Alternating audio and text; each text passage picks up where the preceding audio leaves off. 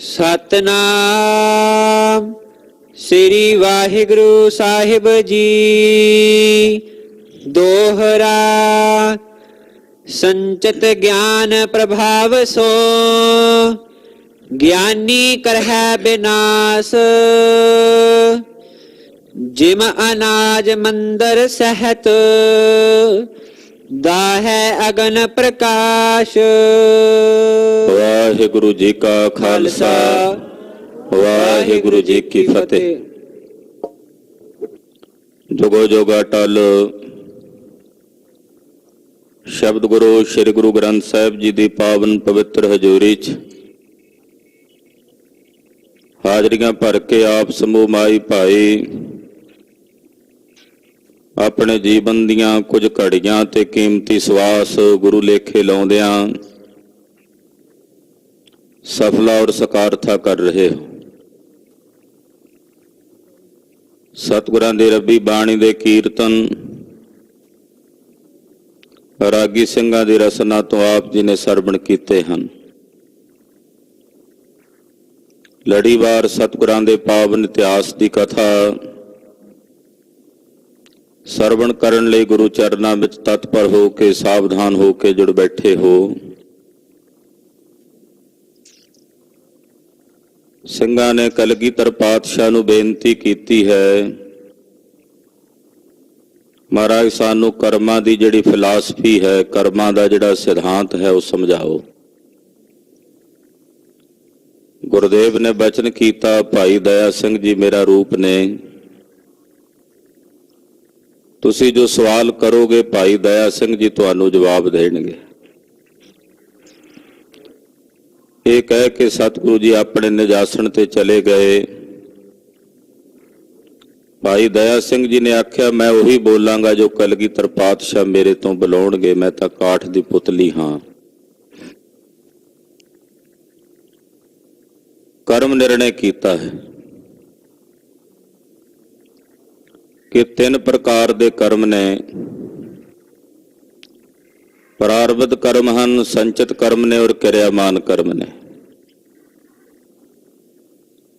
ਉਹਦੇ ਲਈ ਉਦਾਹਰਣ ਦਿੱਤੀ ਹੈ ਕਿ ਜਿਵੇਂ ਪੱਥੇ ਵਿੱਚ ਤੀਰ ਹੁੰਦੇ ਨੇ, ਉਹ ਪੱਥੇ ਵਿੱਚ ਪਏ ਹੋਏ ਜਿਹੜੇ ਤੀਰ ਨੇ ਉਹ ਸੰਚਿਤ ਕਰਮ ਨੇ। ਉਹਦੇ ਵਿੱਚੋਂ ਇੱਕ ਤੀਰ ਚਿਲੇ ਤੇ ਚਾੜ ਕੇ ਚਲਾ ਦਿੱਤਾ ਹੈ, ਉਹ ਚੱਲਿਆ ਹੋਇਆ ਤੀਰ ਪ੍ਰਾਰਬਧ ਕਰਮ ਹੈ। ਔਰ ਜਿਹੜਾ ਹਾਲੇ ਚਿਲੇ ਤੇ ਚਾੜਿਆ ਹੋਇਆ ਚਲਾਇਆ ਨਹੀਂ ਹੈ ਉਹ ਕਿਰਿਆਮਾਨ ਕਰਮ ਹੈ।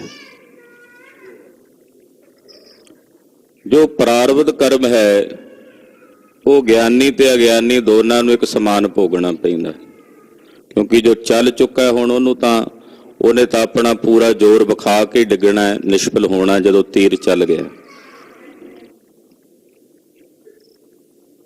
क्योंकि वो चल चुका है। जिहड़े पत्थे विच पए ने वो भी नष्ट कीते जा सकते ने, ਜਿਹੜਾ तीर चिले ते चाढ़िया होया क्रियामान है वो भी नष्ट किया जा सकता है। अंतशकरण दे पत्थे विच सारे कर्मां दे तीर पए हुए ने। अंतःकरण चेतन दा आभास और तीसरा अज्ञान, जिसनूं अविद्या कहंदे आ। इन्हां तिन्नां दे सुमेल तो फिर उहदे विच ओह कर्मां दे संस्कार जिहड़े ने वो जमा हुंदे आ।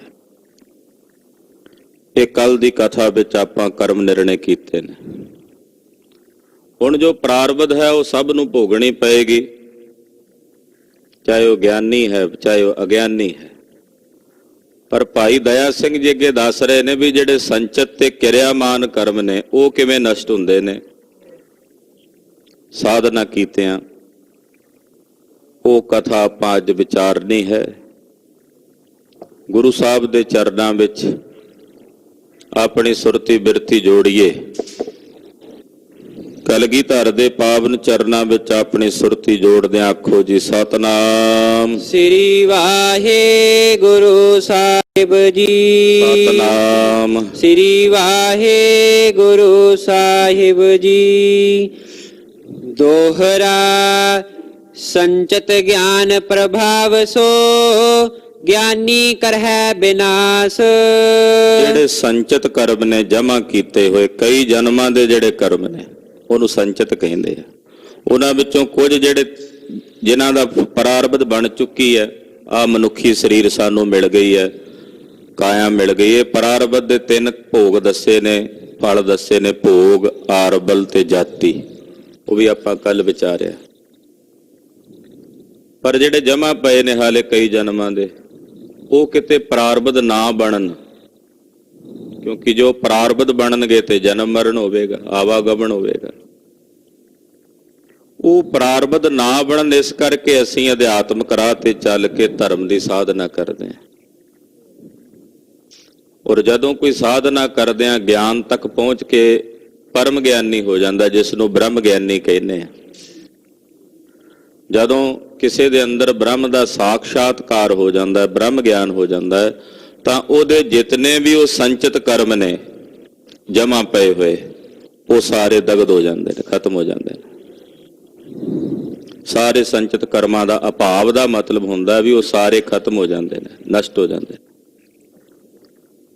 ਮੈਂ ਆਪਣੇ ਵਿਦਿਆ ਦਾਤਾ ਜੀ ਨੂੰ ਪੁੱਛਿਆ, ਮਹਾਰਾਜ ਉਹ ਨਸ਼ਟ ਕਿਵੇਂ ਹੁੰਦੇ ਆ? ਬ੍ਰਹਮ ਗਿਆਨੀ ਦੇ ਜਿਤਨੇ ਵੀ ਕਰਮ ਹੁੰਦੇ ਨੇ ਸੰਚਿਤ, ਉਹ ਫਲ ਦਿੱਤੇ ਬਿਨਾਂ ਨਸ਼ਟ ਕਿਵੇਂ ਹੁੰਦੇ ਨੇ? ਤਾਂ ਉਹਨਾਂ ਨੇ ਬੜਾ ਸੁੰਦਰ ਜਵਾਬ ਦਿੱਤਾ।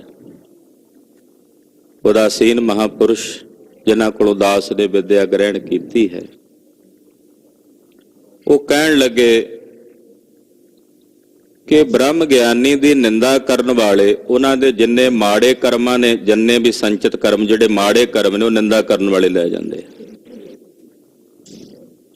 ਔਰ ਉਹਨਾਂ ਦੇ ਜਿੰਨੇ ਚੰਗੇ ਕਰਮ ਨੇ, ਉਹ ਵੀ ਤੇ ਜਮ੍ਹਾਂ ਪਏ ਨੇ ਨਾ, ਉਹ ਉਹਨਾਂ ਦੀ ਉਸਤਤ ਕਰਨ ਵਾਲੇ ਲੈ ਜਾਂਦੇ ਆ। ਇਸ ਤਰ੍ਹਾਂ ਉਹਨਾਂ ਦੇ ਸਾਰੇ ਕਰਮ, ਉਹ ਕਰਮਾਂ ਤੋਂ ਵਿਹਲੇ ਹੋ ਜਾਂਦੇ। ਨਾ ਚੰਗੇ ਕਰਮ ਰਹਿੰਦੇ ਆ ਉਹਨਾਂ ਦੇ, ਨਾ ਮਾੜੇ, ਕਿਉਂਕਿ ਚੰਗੇ ਰਹਿਣਗੇ ਫਿਰ ਜਨਮ ਮਿਲੇਗਾ, ਮਾੜੇ ਰਹਿਣਗੇ ਤਾਂ ਵੀ ਜਨਮ ਮਿਲੇਗਾ। ਜਦੋਂ ਖਤਮ ਹੀ ਹੋ ਗਏ ਫਿਰ ਜਨਮ ਹੀ ਨਹੀਂ ਰਹੇਗਾ। ਆਖੋ ਸਤਿਨਾਮ ਸ੍ਰੀ ਵਾਹਿਗੁਰੂ। ਇਹ ਬੜੀ ਗੂੜ ਕਥਾ ਹੈ ਕਰਮਾਂ ਦੀ, ਜਿਹੜੀ ਗਤੀ ਹੈ ਨਾ। ਉਹਨਾਂ ਨੇ ਬਕਾਇਦਾ ਆਪਣੇ ਉੱਤੇ ਲਿਖ ਕੇ ਲਾਇਆ ਹੋਇਆ ਸੀ, ਉੱਤੇ ਕਹਿਣਾ ਕਰਮ ਗਤੀ। ਇਹ ਕਰਮ ਗਤੀ ਬੜੀ ਡੂੰਘੀ ਹੈ, ਇਸ ਨੂੰ ਸਮਝ ਸਕਣਾ ਬੜਾ ਕਠਿਨ ਹੈ। ਇਤਨਾ ਕਠਿਨ ਹੈ ਕਿ ਜਿਵੇਂ ਜਿਵੇਂ ਸੁਰਤੀ ਸੂਖਸ਼ਮ ਹੁੰਦੀ ਚਲੀ ਜਾਂਦੀ ਹੈ, ਇਹ ਪਰਦੇ ਜਿਹੜੇ ਨੇ ਪਾਸੇ ਹੁੰਦੇ ਚਲੇ ਜਾਂਦੇ ਨੇ। ਤੋ ਜਿਹੜਾ ਬ੍ਰਹਮ ਗਿਆਨੀ ਹੈ, ਉਸ ਦੇ ਅੰਦਰ ਇਹ ਜਿਤਨੇ ਵੀ ਕਰਮ ਨੇ ਸੰਚਿਤ ਜਮ੍ਹਾਂ ਕੀਤੇ ਹੋਏ, ਜਿਹੜੇ ਉਹ ਪੱਥੇ ਵਿੱਚ ਪਏ ਹੋਏ ਤੀਰ ਨੇ, ਉਹ ਸਾਰੇ ਨਸ਼ਟ ਹੋ ਜਾਂਦੇ ਨੇ। ਹਾਂਜੀ। ਜਿਮ ਅਨਾਜ ਮੰਦਰ ਸਹਿਤ ਦਾਹੈ ਅਗਨ ਪ੍ਰਕਾਸ਼। ਉਦਾਹਰਣ ਦਿੰਦੇ ਨੇ ਕਿਵੇਂ ਨਸ਼ਟ ਹੁੰਦੇ ਨੇ। ਜਿਵੇਂ ਕਿਸੇ ਕੱਖਾਂ ਦੀ ਕੁੱਲੀ ਵਿੱਚ ਅੰਦਰ ਕਣਕ ਰੱਖੀ ਹੋਈ ਸੀ, ਜਾਂ ਜੀਰੀ ਰੱਖੀ ਹੋਈ, ਧਾਨ ਰੱਖਿਆ ਹੋਇਆ ਸੀ, ਉਹ ਬਾਹਰਲਾ ਜਿਹੜਾ ਮਕਾਨ ਸੀ, ਉਹ ਝੁੱਗੀ ਬਣੀ ਹੋਈ, ਉਹਨੂੰ ਵੀ ਸਾੜ ਦਿੱਤਾ। ਜਦੋਂ ਸੜੀ, ਉਹਦੇ ਅੰਦਰ ਜਿਹੜੀ ਫਸਲ ਪਈ ਸੀ ਉਹ ਵੀ ਸੜ ਗਈ। ਕਹਿੰਦੇ ਜਿਵੇਂ ਅਨਾਜ ਮੰਦਰ ਦੇ ਸਹਿਤ ਸੜ ਜਾਂਦਾ ਹੈ, ਇਸੇ ਤਰ੍ਹਾਂ ਬ੍ਰਹਮ ਗਿਆਨੀ ਦੇ ਅੰਦਰ ਜਦੋਂ ਬ੍ਰਹਮ ਗਿਆਨ ਉਜਾਗਰ ਹੁੰਦਾ, ਬ੍ਰਹਮ ਗਿਆਨ ਦੀ ਅਗਨੀ ਪ੍ਰਜਵਲਿਤ ਹੁੰਦੀ ਹੈ। ਇਹ ਬ੍ਰਹਮ ਗਿਆਨ ਦੀ ਅੱਗ ਹੈ, ਜਦੋਂ ਅੰਦਰ ਬਲਦੀ ਹੈ, ਉਹਦੇ ਨਾਲ ਅੰਤਸ਼ਕਰਨ ਰੂਪੀ ਕੋਠੜੀ ਵਿੱਚ ਜਿੰਨੇ ਕਰਮਾਂ ਦੇ ਬੀਜ ਪਏ ਹੋਏ ਨੇ, ਕਰਮਾਂ ਦੀ ਫਸਲ ਪਈ ਹੋਈ ਹੈ, ਅੰਤःਕਰਨ ਦੇ ਸਮੇਤ ਉਹ ਸਾਰੇ ਹੀ ਨਸ਼ਟ ਹੋ ਜਾਂਦੇ ਨੇ। ਨਾ ਅੰਤःਕਰਨ ਰਹਿੰਦਾ, ਨਾ ਹੀ ਉਹ ਕਰਮ ਰਹਿੰਦੇ ਨੇ। ਜਦੋਂ ਅੰਤःਕਰਨ ਹੀ ਚਲਾ, ਗਿਆਨੀ ਦੇ ਅੰਦਰ ਤਾਂ ਮਨ ਵੀ ਨਹੀਂ ਰਹਿ ਜਾਂਦਾ। ਜਿਹੜਾ ਬ੍ਰਹਮ ਗਿਆਨੀ ਹੁੰਦਾ, ਉਹਦੇ ਅੰਦਰ ਮਨ ਨਹੀਂ ਰਹਿ ਜਾਂਦਾ। ਗਿਆਨੀ ਕਾ ਮਨ ਨਹੀਂ ਹੋਤਾ। ਜਿਹੜਾ ਬ੍ਰਹਮ ਗਿਆਨੀ ਹੁੰਦਾ, ਉਹਦਾ ਮਨ ਨਹੀਂ ਹੁੰਦਾ, ਉਹ ਮਨ ਤੋਂ ਰਹਿਤ ਹੁੰਦਾ। ਇਸ ਕਰਕੇ ਜਦੋਂ ਮਨ ਹੀ ਨਹੀਂ ਰਹੇਗਾ ਤੇ ਫਿਰ ਕਰਮ ਕਿੱਥੇ ਟਿਕਣਗੇ? ਜਦੋਂ ਮਕਾਨ ਹੀ ਤੋੜ ਦਿੱਤਾ, ਉਹਦੇ ਵਿੱਚ ਜਿਹੜੇ ਪਏ ਬੀਜ ਸਨ, ਉਹ ਤਾਂ ਸੜਨਗੇ ਹੀ ਜਦੋਂ ਮਕਾਨ ਸੜੇਗਾ। ਤੋ ਕਹਿੰਦੇ ਇਸ ਪ੍ਰਕਾਰ ਨਾਲ ਬ੍ਰਹਮ ਗਿਆਨੀ ਦੇ ਅੰਦਰ ਜਿਤਨੇ ਵੀ ਜਮ੍ਹਾਂ ਕੀਤੇ ਹੋਏ ਸੰਚਿਤ ਕਰਮ ਨੇ, ਉਹ ਬ੍ਰਹਮ ਗਿਆਨ ਦੀ ਅਗਨੀ ਦੁਆਰਾ ਨਸ਼ਟ ਹੋ ਜਾਂਦੇ ਹਨ। ਮੰਦਰ ਸਹਿਤ ਅਨਾਜ ਕੇ ਜਬ ਭਾ ਜਲ ਕੈ ਛਾਰ। ਜਦੋਂ ਮੰਦਰ ਦੇ ਸਹਿਤ ਅਨਾਜ ਦੋਵੇਂ ਹੀ ਸੜ ਕੇ ਸੁਆਹ ਹੋ ਗਏ। ਅੰਕੁਰ ਕੋ ਨਾ ਸਮਰੱਥ ਪੁਨ ਜਾ ਕੋ ਤਿਸੀ ਪ੍ਰਕਾਰ। ਹੁਣ ਜਿਹੜਾ ਸੜਿਆ ਹੋਇਆ ਅੰਨ ਹੁੰਦਾ ਉਹ ਉੱਗ ਤਾਂ ਨਹੀਂ ਸਕਦਾ। ਜਦੋਂ ਕੋਈ ਅੰਨ ਸੜ ਜਾਏ, ਫਸਲ ਸੜ ਜਾਏ, ਬੀਜ ਸੜ ਜਾਏ, ਫਿਰ ਉੱਗੇਗਾ ਨਹੀਂ। ਜਿੰਨਾ ਮਰਜ਼ੀ ਬੀਜ, ਵਧੀਆ ਜ਼ਮੀਨ 'ਚ ਉਹਨੂੰ ਬੀਜ ਲਓ। ਇਸੇ ਤਰ੍ਹਾਂ ਕਹਿੰਦੇ ਬ੍ਰਹਮ ਗਿਆਨੀ ਦੇ ਜਿਤਨੇ ਵੀ ਕਰਮ ਨੇ, ਸੰਚਿਤ ਕਰਮ, ਉਹ ਸੜ ਕੇ ਸਵਾਹ ਹੋ ਜਾਂਦੇ ਨੇ। ਉਹ ਮੁੜ ਕੇ ਅੰਕੁਰਿਤ ਨਹੀਂ ਹੁੰਦੇ, ਉਹ ਮੁੜ ਕੇ ਫਿਰ ਉਗਦੇ ਨਹੀਂ, ਪੈਦਾ ਨਹੀਂ ਹੁੰਦੇ। ਚੌਪਈ ਸੰਚਿਤ ਕਰਮ ਸੋ ਅੰਤਹਿ ਕਰਣ। ਜਿਹੜਾ ਸਾਡਾ ਅੰਤਸ਼ਕਰਣ ਹੈ, ਇਹਦੇ ਵਿੱਚ ਸਾਡੇ ਸੰਚਿਤ ਕਰਮ ਨੇ, ਜਮਾ ਕੀਤੇ ਹੋਏ ਕਰਮ ਨੇ। ਗਿਆਨ ਅਗਨ ਤੇ ਕਰੈ ਪ੍ਰਹਰਣ। ਗਿਆਨ ਦੀ ਅੱਗ ਦੇ ਨਾਲ ਅੰਤਸ਼ਕਰਣ ਵੀ ਸੜ ਜਾਂਦਾ, ਉਹਦੇ ਵਿੱਚ ਜਿਹੜੇ ਇਕੱਠੇ ਕੀਤੇ ਹੋਏ ਕਰਮ ਨੇ ਉਹ ਵੀ ਸੜ ਕੇ ਸਵਾਹ ਹੋ ਜਾਂਦੇ ਹਨ। ਬਹੁਰ ਜਨਮਦਾਇਕ ਨਹਿ ਸੋਏ। ਉਹ ਕਰਮ ਮੁੜ ਕੇ ਫਿਰ ਜੰਮ ਨਹੀਂ ਸਕਦੇ, ਉਹ ਮੁੜ ਕੇ ਜਨਮ ਨਹੀਂ ਦਿੰਦੇ। ਯਾਨੀ ਕਿ ਉਹਨਾਂ ਕਰਮਾਂ ਕਰਕੇ ਕਿ ਪ੍ਰਾਰਬਧ ਬਣਨੀ ਸੀ, ਉਹ ਕਰਮ ਫਿਰ ਪ੍ਰਾਰਬਧ ਬਣੇ ਹੀ ਨਹੀਂ, ਜਦੋਂ ਪਹਿਲਾਂ ਹੀ ਸੜ ਕੇ ਸਵਾਹ ਹੋ ਗਏ। ਜਲੇ ਅਨਾਜ ਅੰਕੁਰ ਨ ਹੋਏ। ਕਿਉਂਕਿ ਸੜੇ ਹੋਏ ਅਨਾਜ ਦੇ ਵਿੱਚੋਂ ਕਦੇ ਵੀ ਪੌਦਾ ਨਹੀਂ ਪੈਦਾ ਹੁੰਦਾ। ਸੜੇ ਹੋਏ ਅਨਾਜ ਨੂੰ ਕਦੇ ਵੀ ਪੈਦਾ ਨਹੀਂ ਕੀਤਾ ਜਾ ਸਕਦਾ, ਯਾਨੀ ਕਿ ਉਗਾਇਆ ਨਹੀਂ ਜਾ ਸਕਦਾ। ਅੰਤਹਿ ਕਰਣ ਨਾਸ਼ ਇਸ ਭਾਂਤ। ਹੁਣ ਕਿਸੇ ਪੁੱਛਿਆ ਕਿ ਅੰਤਸ਼ਕਰਣ ਕਿਵੇਂ ਨਾਸ਼ ਹੁੰਦਾ? ਅੰਤਹਿਕਰਣ ਵੀ ਨਾਸ਼, ਕਰਮ ਨਾਸ਼ ਗਏ ਤੇ ਕਰਮ ਨਾਸ਼ ਦੇ ਨਾਲ ਅੰਤਹਿਕਰਣ ਵੀ ਨਾਸ਼ ਹੋ ਗਿਆ, ਕਿਉਂਕਿ ਕੋਠੇ ਦੇ ਸਮੇਤ ਅਨਾਜ ਸੜਿਆ ਨਾ। ਅਨਾਜ ਤਾਂ ਸੜ ਗਿਆ, ਜਿਹੜਾ ਕੋਠਾ ਉਹ ਕਿਵੇਂ ਸੜਿਆ? ਅੰਤਹਿਕਰਣ ਦਾ ਨਾਸ਼ ਕਿਵੇਂ ਹੋਇਆ? ਫਿਰ ਦੱਸਦੇ ਨੇ ਚਿਤ ਸਤ ਹੋਏ ਜਤ ਸਭ ਸ਼ਾਂਤ। ਜਤ ਨਹੀਂ ਜਾਤ, ਚਿਤ ਸਤ ਹੋਏ ਜਾਤ ਸਭ ਸ਼ਾਂਤ। ਕਹਿੰਦੇ ਉਸ ਦਾ ਜਿਹੜਾ ਚਿੱਤ ਹੈ ਉਹ ਸਤ ਨਾਲ ਜੁੜ ਕੇ ਸਤ ਸਰੂਪ ਹੋ ਜਾਂਦਾ, ਜੋਤ ਸਰੂਪ ਹੋ ਜਾਂਦਾ। ਇਹਦਾ ਅੰਤਸ਼ਕਰਣ ਵੀ ਖਤਮ ਹੋ ਗਿਆ। ਜਦੋਂ ਮਨ ਉਲਟ ਕੇ ਪ੍ਰਮਾਤਮਾ ਵਿੱਚ ਜਾ ਕੇ ਵਿਲੀਨ ਹੋ ਗਿਆ, ਉਹ ਸਤ ਰੂਪ ਵਿੱਚ ਜਾ ਕੇ ਮਿਲ ਗਿਆ, तो फिर अंतशकरण भी इस तरह नष्ट हो जाता है। चित सत को अब अर्थ बखानो। ਹੁਣ ਸਤ ਚਿਤ ਦਾ ਜਿਹੜਾ ਅਰਥ ਹੈ ਉਹ ਦੱਸਦੇ ਹਾਂ। ਅੰਤఃਕਰਣ ਰੂਪ ਅਸ ਜਾਨੋ। ਕਹਿੰਦੇ ਅੰਤःਕਰਣ ਦਾ ਰੂਪ ਇਸ ਤਰ੍ਹਾਂ ਜਾਣ ਲਓ, ਜਿਸ ਤੇ ਦਰਸ ਅਸੰਮਕ ਪਿਖੈ। ਕਹਿੰਦੇ ਜਿਸ ਤੋਂ ਅਸੰਮਕ ਦਿਸਦਾ। ਅਸੰਮਕ ਦਾ ਮਤਲਬ ਹੁੰਦਾ ਹੈ ਵੀ ਜੋ ਵਾਸਤਵਿਕ ਸਵਰੂਪ ਹੈ ਉਸ ਨੂੰ ਵੇਖਣ ਦੀ ਬਜਾਏ ਉਹਦੇ ਤੋਂ ਉਲਟ ਪੁਲਟ ਹੋਰ ਵੇਖਣਾ, ਉਹਨੂੰ ਅਸੰਮਕ ਕਹਿੰਦੇ ਆ। ਜੋ ਅਸਲ ਸਵਰੂਪ ਹੈ ਉਹ ਨਹੀਂ ਦਿਸਣਾ, ਉਹਦੇ ਤੋਂ ਉਲਟ ਹੋਰ ਹੀ ਕੁਝ ਦਿਸੀ ਜਾਣਾ। ਜਿਵੇਂ ਰੱਸੀ 'ਚ ਸੱਪ ਵੇਖ ਲਿਆ, ਜਿਵੇਂ ਕਿਸੇ ਨੇ ਰੱਸੀ 'ਚ ਸੱਪ ਵੇਖ ਲਿਆ, ਜਿਵੇਂ ਠੂਠ ਪਿਆ ਹੋਇਆ ਉਹਦੇ ਵਿੱਚ ਕਿਸੇ ਨੇ ਵੇਖ ਲਿਆ ਵੀ ਇਹ ਕੋਈ ਮਨੁੱਖ ਬੈਠਾ ਹੈ, ਕੋਈ ਚੋਰ ਬੈਠਾ ਹੈ। ਰਾਤ ਦੇ ਸਮੇਂ ਅੱਧਾ ਜਿਹਾ ਦਰਖਤ ਪਿਆ ਹੋਇਆ, ਉੱਤੋਂ ਟੁੱਟਿਆ ਹੋਇਆ, ਕਿਸੇ ਆਖਿਆ ਉਹ ਬੰਦਾ ਬੈਠਾ ਲੱਗਦਾ ਹੈ, ਦੂਜਾ ਕਹਿੰਦਾ ਨਹੀਂ ਤਾਂ ਮੈਨੂੰ ਤਾਂ ਕੋਈ ਮਿੱਟੀ ਦਾ ਢੇਰ ਲੱਗਦਾ। ਹੁਣ ਅਸਲ ਤਾਂ ਵੇਖਿਆ ਨਹੀਂ, ਉਹਦੇ ਤੋਂ ਉਲਟ ਪੁਲਟ ਹੋਰ ਹੀ ਕੁਝ ਵੇਖਣਾ, ਉਹਨੂੰ ਅਸੰਮਕ ਕਹਿੰਦੇ ਹਨ। ਆਤਮ ਬੁੱਧ ਅਨਾਤਮ ਬਿਖੈ। ਹੁਣ ਕੀ ਕੀਤਾ ਸਾਡੇ ਮਨ ਨੇ? ਜੋ ਅਨਾਤਮ ਹੈ ਉਸ ਵਿੱਚ ਆਤਮ ਸਵਰੂਪ ਕਰਕੇ ਉਹਨੂੰ ਆਤਮ ਬੁੱਧੀ ਕਰਕੇ ਵੇਖ ਲਿਆ ਵੀ ਇਹ ਸੱਚ ਹੈ। ਜੋ ਅਨਾਤਮ ਹੈ ਉਹਨੂੰ ਆਤਮ ਕਰਕੇ ਜਾਣ ਲਿਆ। ਹਾਂਜੀ, ਜਗਤ ਅਸਤ ਬਿਖੈ ਸਤ ਬੁੱਧ। ਇਹ ਜਿਹੜਾ ਜਗਤ ਅਸਤ ਹੈ ਇਹਦੇ ਵਿੱਚ ਸਤ ਬੁੱਧੀ ਭਾਸ ਲਿਆ ਵੀ ਇਹ ਸੱਤ ਹੈ। ਜਗਤ ਸਾਨੂੰ ਸੱਚ ਹੀ ਪ੍ਰਤੀਤ ਹੁੰਦਾ, ਝੂਠ ਤਾਂ ਨਹੀਂ ਪ੍ਰਤੀਤ ਹੁੰਦਾ। ਹੈ ਇਹ ਝੂਠ, ਹੈ ਇਹ ਅਸਤ। ਅਸਤ ਨੂੰ ਸਤ ਕਰਕੇ ਵੇਖ ਰਹੇ ਹਾਂ। ਆਤਮ ਸਤ ਅਸਤ ਕੀ ਸੁਧ। ਕਹਿੰਦੇ ਜੋ ਆਤਮਾ ਸਤ ਹੈ ਉਹਨੂੰ ਅਸਤ ਕਰਕੇ ਸਮਝੀ ਬੈਠਾ ਹੈ। ਜਿਹੜਾ ਇਹ ਸਰੀਰ ਅਸਤ ਹੈ ਇਹਨੂੰ ਸਤ ਕਰਕੇ ਸਮਝੀ ਬੈਠਾ, ਇਹਨੂੰ ਕਹਿੰਦੇ ਨੇ ਅਸੰਮਕ। ਇਹ ਅੰਤःਕਰਣ ਦੀ ਅਸੰਮਕ ਬਿਰਤੀ ਹੈ। ਨਾਮ ਇਸੀ ਕੋ ਮਨ ਪਹਿਚਾਨ। ਕਹਿੰਦੇ ਅਯਥਾਰਥ ਵੇਖਣਾ, ਇਹਨੂੰ ਕਹਿੰਦੇ ਇਸੇ ਨੂੰ ਅੰਤःਕਰਣ ਕਿਹਾ ਜਾਂਦਾ ਹੈ। ਹਾਂ, ਦੁਬਾਰਾ ਪੜੋ ਜੀ। ਨਾਮ ਇਸੀ ਕੋ ਮਨ ਪਹਿਚਾਨ। ਇਸੇ ਨੂੰ ਮਨ ਕਹਿੰਦੇ ਆ। ਜੋ ਆਤਮ ਨੂੰ ਅਨਾਤਮ ਤੇ ਅਨਾਤਮ ਨੂੰ ਆਤਮ ਕਰਕੇ ਵੇਖੇ, ਸਤ ਨੂੰ ਅਸਤ ਤੇ ਅਸਤ ਨੂੰ ਸਤ ਕਰਕੇ ਵੇਖੇ, ਕਹਿੰਦੇ ਇਸੇ ਦਾ ਨਾਮ ਮਨ ਹੈ, ਇਸੇ ਨੂੰ ਅੰਤਸ਼ਕਰਣ ਕਹਿੰਦੇ ਹਨ। ਜਬ ਹੈ ਪ੍ਰਾਪਤ ਆਤਮ ਗਿਆਨ। ਕਹਿੰਦੇ ਜਦੋਂ ਇਸ ਮਨ ਨੇ ਉਲਟ ਕੇ ਪ੍ਰਮਾਤਮਾ ਵਿੱਚ ਵਿਲੀਨ ਹੋਣਾ, ਇਹਨੂੰ ਆਤਮ ਗਿਆਨ ਦੀ ਪ੍ਰਾਪਤੀ ਹੋ ਜਾਣੀ। ਇਹ ਪਛਾਣ ਲਏਗਾ ਕਿ ਮਨ ਤੋਂ ਜੋਤ ਸਰੂਪ ਹੈ, ਇਹ ਜਾਣ ਲਏਗਾ। ਜਦੋਂ ਇਹ ਆਤਮ ਗਿਆਨ ਨੂੰ ਪ੍ਰਾਪਤ ਹੋ ਜਾਵੇਗਾ ਤਬ ਇਸ ਬਿਦ ਕੋ ਭਾਵ ਬਿਨਾਸੇ। ਫਿਰ ਇਹ ਜਿਹੜਾ ਭਾਵ ਹੈ ਇਹ ਬਿਨਸ ਜਾਂਦਾ, ਫਿਰ ਇਹਨੂੰ ਪੂਰਾ ਸਾਫ਼ ਦਿਸ ਜਾਂਦਾ ਵੀ ਆਹ ਸੱਚ ਹੈ ਤੇ ਆਹ ਝੂਠ ਹੈ। ਜਿਵੇਂ ਰੱਸੀ ਹਨੇਰੇ 'ਚ ਪਈ ਸੱਪ ਦਿਸਦੀ ਹੈ, ਜਦੋਂ ਚਾਨਣਾ ਹੋ ਜਾਏ ਪਤਾ ਲੱਗ ਜਾਂਦਾ ਵੀ ਰੱਸੀ ਹੈ, ਸੱਪ ਨਹੀਂ ਹੈ। ਜਦੋਂ ਮਨ ਵਿੱਚ ਆਤਮ ਗਿਆਨ ਉਜਾਗਰ ਹੋ ਗਿਆ, ਇਹ ਮਨ ਜੋਤ ਰੂਪ ਹੋ ਕੇ ਆਤਮ ਗਿਆਨ ਨੂੰ ਪ੍ਰਾਪਤ ਹੋ ਗਿਆ, ਫਿਰ ਇਹ ਸੱਤ ਤੇ ਅਸੱਤ ਦੋਨਾਂ ਦਾ ਨਿਰਣਾ ਕਰ ਲੈਂਦਾ ਵੀ ਆਹ ਸੱਚ ਹੈ ਤੇ ਆਹ ਝੂਠ ਹੈ। ਜਿਉ ਕਾ ਤਿਉ ਸੋ ਪਦਾਰਥ ਭਾਸੇ। ਜਿਉਂ ਕਾ ਤਿਉਂ, ਜੈਸਾ ਹੈ ਉਹਨੂੰ ਵੈਸਾ ਹੀ ਨਜ਼ਰ ਆਉਣ ਲੱਗ ਪਿਆ। ਨਹੀਂ ਤਾਂ ਅਸੰਮਕ ਬਿਰਤੀ ਕੀ ਸੀ ਮਨ ਦੀ, ਅੰਤਸ਼ਕਰਣ ਦੀ? ਅਸੰਮਕ ਬਿਰਤੀ ਇਹ ਸੀ ਵੀ ਜੋ ਹੈ ਉਹਦੇ ਤੋਂ ਹੋਰ ਅਸਤ ਵਿਅਸਤ ਨਜ਼ਰ ਆਉਣਾ, ਜੋ ਹੈ ਨਹੀਂ ਉਹ ਵੀ ਦਿਸੀ ਜਾਣਾ। ਪਰ ਜਦੋਂ ਆਤਮ ਗਿਆਨ ਹੋ ਜਾਂਦਾ ਹੈ ਉਸ ਵਕਤ ਜੋ ਹੈ ਬਸ ਉਹੀ ਦਿਸਦਾ ਹੈ, ਜੋ ਹੈ ਉਹ ਦਿਸਦਾ ਹੈ, ਜੋ ਨਹੀਂ ਹੈ ਉਹ ਨਹੀਂ ਹੈ। ਇਦਾਂ ਸੱਤ ਤੇ ਅਸੱਤ ਦੀ ਵਿਚਾਰ ਜਿਹੜੀ ਹੈ ਉਹ ਅੰਦਰ ਆ ਜਾਂਦੀ ਹੈ। ਜਬ ਚਿਤ ਸਤ ਇਸ ਬਿਦ ਕੋ ਭਇਓ।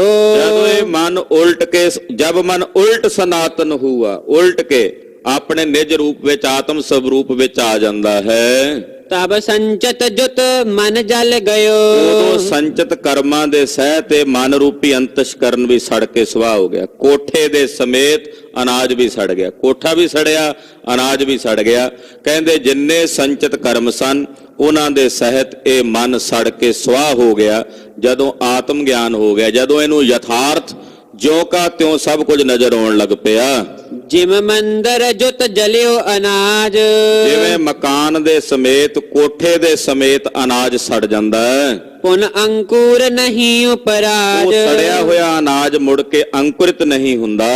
ਇਸੇ ਤਰ੍ਹਾਂ ਆਤਮ ਗਿਆਨੀ ਬ੍ਰਹਮ ਗਿਆਨੀ ਦਾ ਮਨ ਉਹਦੇ ਸੰਚਿਤ ਕਰਮਾਂ ਦੇ ਸਹਿਤ ਨਸ਼ਟ ਹੋ ਜਾਂਦਾ ਹੈ, ਔਰ ਉਹਦੇ ਜਿਤਨੇ ਵੀ ਉਹ ਕਰਮ ਨੇ ਦੁਬਾਰਾ ਅੰਕੁਰਿਤ ਨਹੀਂ ਹੁੰਦੇ, ਉਹ ਦੁਬਾਰਾ ਫਲੀਭੂਤ ਨਹੀਂ ਹੁੰਦੇ, ਉਹਦੇ ਸਾਰੇ ਸੰਚਿਤ ਕਰਮ ਦਗਦ ਹੋ ਜਾਂਦੇ ਨੇ। ਕਿਰੇ ਮਾਨ ਜੋ ਕਰਨ ਕਰਾਹੀ। ਕਿਸੇ ਨੇ ਸਵਾਲ ਕੀਤਾ ਕਿ ਜੇ ਕਰਮ ਮਿਟਦੇ ਨਹੀਂ ਹਨ ਤੇ ਫਿਰ ਗੁਰੂ ਧਾਰਨ ਕਰਨ ਦਾ ਕੀ ਲਾਭ ਹੈ? ਆਖਿਆ ਪ੍ਰਾਰਬਧ ਨਹੀਂ ਮਿਟਦੇ, ਪਰ ਗੁਰੂ ਦੀ ਸ਼ਰਨ ਜਾਇਆ ਸੰਚਿਤ ਤੇ ਕਿਰਿਆਮਾਨ ਕਰਮ ਜ਼ਰੂਰ ਮਿਟਦੇ ਨੇ। ਪਰ ਜਿਹੜੇ ਗੁਰੂ ਸ਼ਰਨ 'ਚ ਨਹੀਂ ਆਉਂਦੇ ਉਹਨਾਂ ਦੇ ਕਿਰਿਆਮਾਨ ਵੀ ਅੱਗੇ ਸੰਚਿਤ ਬਣੀ ਜਾਂਦੇ ਨੇ, ਸੰਚਿਤ ਫਿਰ ਪ੍ਰਾਰਬਧ ਬਣੀ ਜਾਂਦੇ ਨੇ। ਉਹਨਾਂ ਨੂੰ ਫਿਰ ਭੋਗਣੇ ਪੈਂਦੇ, ਉਹ ਜੰਮਦੇ ਮਰਦੇ ਰਹਿੰਦੇ ਆ, ਦੁਖੀ ਸੁਖੀ ਹੁੰਦੇ ਰਹਿੰਦੇ ਆ। ਪਰ ਗੁਰੂ ਸ਼ਰਨ ਵਿੱਚ ਆ ਕੇ ਜਨਮ ਮਰਨ ਨਿਵਰਤ ਹੁੰਦਾ ਹੈ, ਤੇ ਜਨਮ ਮਰਨ ਨਿਵਰਤ ਹੁੰਦਾ ਜਦੋਂ ਕਰਮ ਨਸ਼ਟ ਹੋ ਜਾਣ। ਗਿਆਨ ਹੈ ਕਾਰਨ ਕਰਮ ਅਭਿਆਸ, ਗਿਆਨ ਭਇਆ ਤੋ ਕਰਮ ਹੈ ਨਾਸ। ਕਿੱਡਾ ਸੋਹਣਾ ਬਚਨ। ਫਲ ਕਾਰਨ ਫੂਲੀ ਬਨ ਰਾਏ। ਫਲ ਵਾਸਤੇ ਕਹਿੰਦੇ ਲੱਗਣ ਲਈ ਪਹਿਲਾਂ ਫੁੱਲ ਖੇੜੇ ਨੇ, ਜਦੋਂ ਫੁੱਲ ਫਲ ਬਣ ਗਿਆ ਤੇ ਫੁੱਲ ਕਿੱਥੇ ਗਿਆ? ਉਹ ਤਾਂ ਚਲਾ ਗਿਆ, ਸਿਮਟ ਗਿਆ। ਇਸੇ ਤਰ੍ਹਾਂ ਗਿਆਨ ਹੈ ਕਾਰਨ ਕਰਮ ਅਭਿਆਸ। ਅਸੀਂ ਜਿਹੜੇ ਨਿਤ ਕਰਮ ਵੀ ਕਰਦੇ ਹਾਂ ਇਹ ਗਿਆਨ ਲਈ ਕਰਦੇ ਹਾਂ। ਗੁਰੂ ਸ਼ਰਨ ਵਿੱਚ ਆ ਕੇ ਜਿਹੜੇ ਅਸੀਂ ਨਿਤ ਕਰਮ ਨਿਤਨੇਮ ਕਰਨਾ, ਬਾਣੀ ਪੜ੍ਹ, ਇਹ ਗਿਆਨ ਵਾਸਤੇ। ਜਦੋਂ ਗਿਆਨ ਹੋ ਗਿਆ ਫਿਰ ਉਹ ਸਾਰੇ ਸੰਚਿਤ ਕਿਰਿਆਮਾਨ ਕਰਮ ਜਿੰਨੇ ਵੀ ਨੇ ਉਹ ਸਾਰੇ ਵਿਲੈ ਹੋ ਜਾਂਦੇ, ਉਹ ਫਲੀਭੂਤ ਨਹੀਂ ਹੁੰਦੇ। ਹਾਂਜੀ, ਹੁਣ ਕਿਰਿਆਮਾਨ ਕਰਮ ਦੱਸਦੇ ਨੇ। ਗਿਆਨੀ ਕੇ ਉਪਜਤ ਸੋ ਨਾਹੀ। ਜਿਹੜੇ ਕਿਰਿਆਮਾਨ ਕਰਮ ਨੇ ਉਹ ਗਿਆਨੀ ਦੇ ਉਪਜਦੇ ਹੀ ਨਹੀਂ, ਪੈਦਾ ਹੀ ਨਹੀਂ ਹੁੰਦੇ। ਆਖੋ ਸਤਿਨਾਮ ਸ੍ਰੀ ਵਾਹਿਗੁਰੂ। ਸੰਚਿਤ ਤਾਂ ਖਤਮ ਹੋ ਗਏ। ਕਿਰਿਆਮਾਨ ਜਿਹੜੇ ਹੁਣ ਆ ਸਰੀਰ ਵਿੱਚ ਆ ਕੇ ਕਰ ਰਹੇ ਅੱਗੇ ਨਾਲ ਨਾਲ, ਜਿਹੜਾ ਚਿਲੇ ਤੇ ਚਾੜਿਆ ਹੋਇਆ ਤੀਰ ਹਾਲੇ ਚੱਲਿਆ ਨਹੀਂ ਆ ਪਰ ਚਾੜਿਆ ਹੋਇਆ, ਉਹ ਕਿਰਿਆਮਾਨ ਕਰਮ ਜਿਹੜੇ ਇਸ ਕਾਇਆ ਵਿੱਚ ਰਹਿ ਕੇ ਹੁਣ ਅਸੀਂ ਕਰ ਰਹੇ ਹਾਂ ਵਰਤਮਾਨ ਦੇ ਸਮੇਂ 'ਚ, ਆਹ ਕਾਇਆ ਦੇ ਦੌਰਾਨ ਜਿਹੜੇ ਕਰਦੇ ਆ। ਗਿਆਨੀ ਨੂੰ ਇਹ ਉਪਜਦੇ ਹੀ ਨਹੀਂ। ਜਿਹੜਾ ਬ੍ਰਹਮ ਗਿਆਨੀ ਹੁੰਦਾ ਉਹ ਇਸ ਸਰੀਰ ਵਿੱਚ ਰਹਿ ਕੇ ਜਿਹੜੇ ਕਰਮ ਕਰਦਾ, ਸੰਗ ਹੋ ਕੇ ਕਰਦਾ, ਉਹ ਕਰਮ ਕਰਦਾ ਹੋਇਆ ਵੀ ਉਹਨਾਂ ਕਰਮਾਂ ਤੋਂ ਨਿਰਲੇਪ ਰਹਿੰਦਾ। ਇਸ ਕਰਕੇ ਉਹ ਕਰਮ ਉਹਦੇ ਉਪਜਦੇ ਹੀ ਨਹੀਂ ਹਨ। ਪ੍ਰਾਰਬਧ ਕਰ ਕਿਰਿਆ ਜੋ ਠਾਨ। ਪਰਾਲਬਧ ਕਰਕੇ ਉਹਦੇ ਕੋਲੋਂ ਜਿਹੜੀ ਕਿਰਿਆ ਹੁੰਦੀ ਹੈ, ਕਿਉਂਕਿ ਪਰਾਲਬਧ ਤਾਂ ਭੋਗਣੀ ਹੈ ਨਾ, ਗਿਆਨੀਆਂ ਨੇ ਵੀ ਭੋਗਣੀ ਹੈ, ਉਹ ਤਾਂ ਬ੍ਰਹਮ ਗਿਆਨੀਆਂ ਨੇ ਵੀ ਭੋਗਣੀ ਹੈ। ਪਰਾਲਬਧ ਦੇ ਸਹਿਤ ਜਿਹੜੀ ਕਿਰਿਆ ਉਹਨਾਂ ਦੇ ਸਰੀਰ ਕੋਲੋਂ ਸੁਤੇ ਸਿੱਧ ਹੁੰਦੀ ਹੈ, ਜੋ ਉਹਨਾਂ ਦਾ ਖਾਣਾ ਪੀਣਾ, ਪਹਿਨਣਾ, ਬੋਲਣਾ, ਵਿਚਰਨਾ, ਉਹ ਜੋ ਸੁਤੇ ਸਿੱਧ ਪਰਾਲਬਧ ਦੇ ਮੁਤਾਬਕ ਹੋ ਰਹੀ ਹੈ। ਹੋਤ ਅਨਾਤਮ ਜੁਤ ਅਭਿਮਾਨ। ਉਹ ਅਨਾਤਮ ਜੁਤ ਅਭਿਮਾਨ, ਯਾਨੀ ਕਿ ਉਹ ਅਭਿਮਾਨੀ ਬਣ ਕੇ ਨਹੀਂ ਕਰਦੇ। ਉਹ ਇਹ ਸਮਝਦੇ ਨੇ ਵੀ ਇਹ ਸਭ ਕੁਝ ਅਨਾਤਮ ਹੈ, ਕਿਉਂਕਿ ਉਹਨਾਂ ਨੇ ਯਥਾਰਥ ਵੇਖ ਲਿਆ। ਕਿਉਂਕਿ ਮਨ ਨਹੀਂ ਰਿਹਾ ਉਹਨਾਂ ਦਾ। ਉਹਨਾਂ ਨੇ ਵੇਖ ਲਿਆ ਵੀ ਇਹ ਸਭ ਅਨਾਤਮ ਹੈ, ਇਹ ਸਭ ਝੂਠ ਹੈ। ਜਦੋਂ ਸਭ ਕੁਝ ਅਨਾਤਮ ਵੇਖ ਲੈਂਦੇ ਨੇ ਫਿਰ ਉਹ ਅਭਿਮਾਨ ਸਹਿਤ ਨਹੀਂ ਕਰਦੇ ਕੁਝ ਵੀ। ਉਹ ਕੋਈ ਵੀ ਕਰਮ ਕਰਦੇ ਨੇ ਅਭਿਮਾਨੀ ਹੋ ਕੇ ਨਹੀਂ ਕਰਦੇ ਵੀ ਮੈਂ ਕੀਤਾ, ਮੈਂ ਕਰ ਰਿਹਾ। ਉਹ ਜੋ ਸੁਤੇ ਸਿੱਧ ਹੋ ਰਿਹਾ ਉਹਨਾਂ ਕੋਲੋਂ ਕਰ ਰਹੇ ਨੇ, ਪਰ ਉਹਦੇ ਤੇ ਅਭਿਮਾਨ ਨਹੀਂ। ਉਹ ਕਹਿੰਦੇ ਤਾਂ ਅਨਾਤਮ ਹੈ। ਅਨਾਤਮ ਦੇ ਉੱਤੇ ਅਭਿਮਾਨ ਕੀ ਕਰਨਾ ਹੋਇਆ? ਜੋ ਹੈ ਹੀ ਨਹੀਂ ਉਹਦੇ ਤੇ ਕੀ ਮਾਣ ਕਰਨਾ ਹੋਇਆ? ਬਾਂਝ ਦਾ ਪੁੱਤਰ ਹੈ ਹੀ ਨਹੀਂ, ਉਹ ਕਾਹਦਾ ਮਾਣ ਕਰੇਗੀ? ਬਾਂਝ ਔਰਤ ਹੋਵੇ, ਸੰਤਾਨ ਹੈ ਹੀ ਨਹੀਂ ਉਹਦੀ, ਤੇ ਫਿਰ ਉਹ ਕਿਹੜੀ ਸੰਤਾਨ ਦਾ ਮਾਣ ਗਰੂਰ ਕਰੇਗੀ? ਬੰਸ ਕੋ ਪੂਤ ਵਿਆਹਨ ਚੱਲਿਆ, ਕਿਸੇ ਨੇ ਕਹਿ ਦਿੱਤਾ ਵੀ ਬਾਂਝ ਦਾ ਪੁੱਤਰ ਵਿਆਹਣ ਚੱਲਿਆ। ਸਹਿ ਦੇ ਸਿੰਘਾਂ ਦਾ ਤਨਖ ਹੈ ਉਹਦੇ ਕੋਲ। ਆਕਾਸ਼ ਵਿੱਚ ਜਿਹੜਾ ਬਗੀਚਾ ਖਿੜਿਆ ਹੁੰਦਾ ਉਹਦੇ ਫੁੱਲਾਂ ਦੀ ਮਾਲਾ ਪਾਈ ਹੋਈ ਆ ਉਹਨੇ ਗਲ 'ਚ। ਨਾ ਆਕਾਸ਼ 'ਚ ਫੁੱਲ ਹੁੰਦੇ ਨੇ, ਨਾ ਬਾਂਝ ਦਾ ਪੁੱਤਰ ਹੁੰਦਾ, ਨਾ ਸਹੇ ਦੇ ਸਿੰਘ ਹੁੰਦੇ ਨੇ। ਸਭ ਕੁਝ ਅਨਾਤਮ ਹੀ ਹੈ। ਹੁਣ ਜੋ ਹੈ ਹੀ ਨਹੀਂ ਉਹਦੇ ਵਿੱਚ ਅਹੰਗ ਬੁੱਧੀ ਕੀ ਰੱਖਣੀ ਹੋਈ? ਜਿਹੜਾ ਬ੍ਰਹਮ ਗਿਆਨੀ ਹੈ ਉਹ ਕੋਈ ਵੀ ਕਰ, ਉਹ ਨਿਤਨੇਮ ਵੀ ਕਰਦਾ ਤੇ ਉਹਦੇ ਤੇ ਮੈਂ ਨਹੀਂ ਹੁੰਦੀ ਉਹਦੀ ਵੀ ਮੈਂ ਕਰ ਰਿਹਾ। ਉਹ ਅਨਾਤਮ ਹੋ ਕੇ ਕਰ ਰਿਹਾ। ਉਹ ਜੇ ਰੋਟੀ ਵੀ ਖਾ ਰਿਹਾ ਤਾਂ ਅਨਾਤਮ ਹੋ ਕੇ। ਭਾਈ ਸਾਹਿਬ, ਭਾਈ ਰਾਮ ਕੋਇਰ ਸਾਹਿਬ ਜਦੋਂ ਭੋਜਨ ਵੀ ਛਕਦੇ ਆ ਤੇ ਨੌਕਰ ਨੂੰ ਪੁੱਛਦੇ ਆ ਆਪਣੇ ਨੂੰ, ਰੱਜ ਗਏ ਹੋਵਾਂਗੇ ਹੁਣ? ਵੇਖ ਕੇ ਦੱਸ।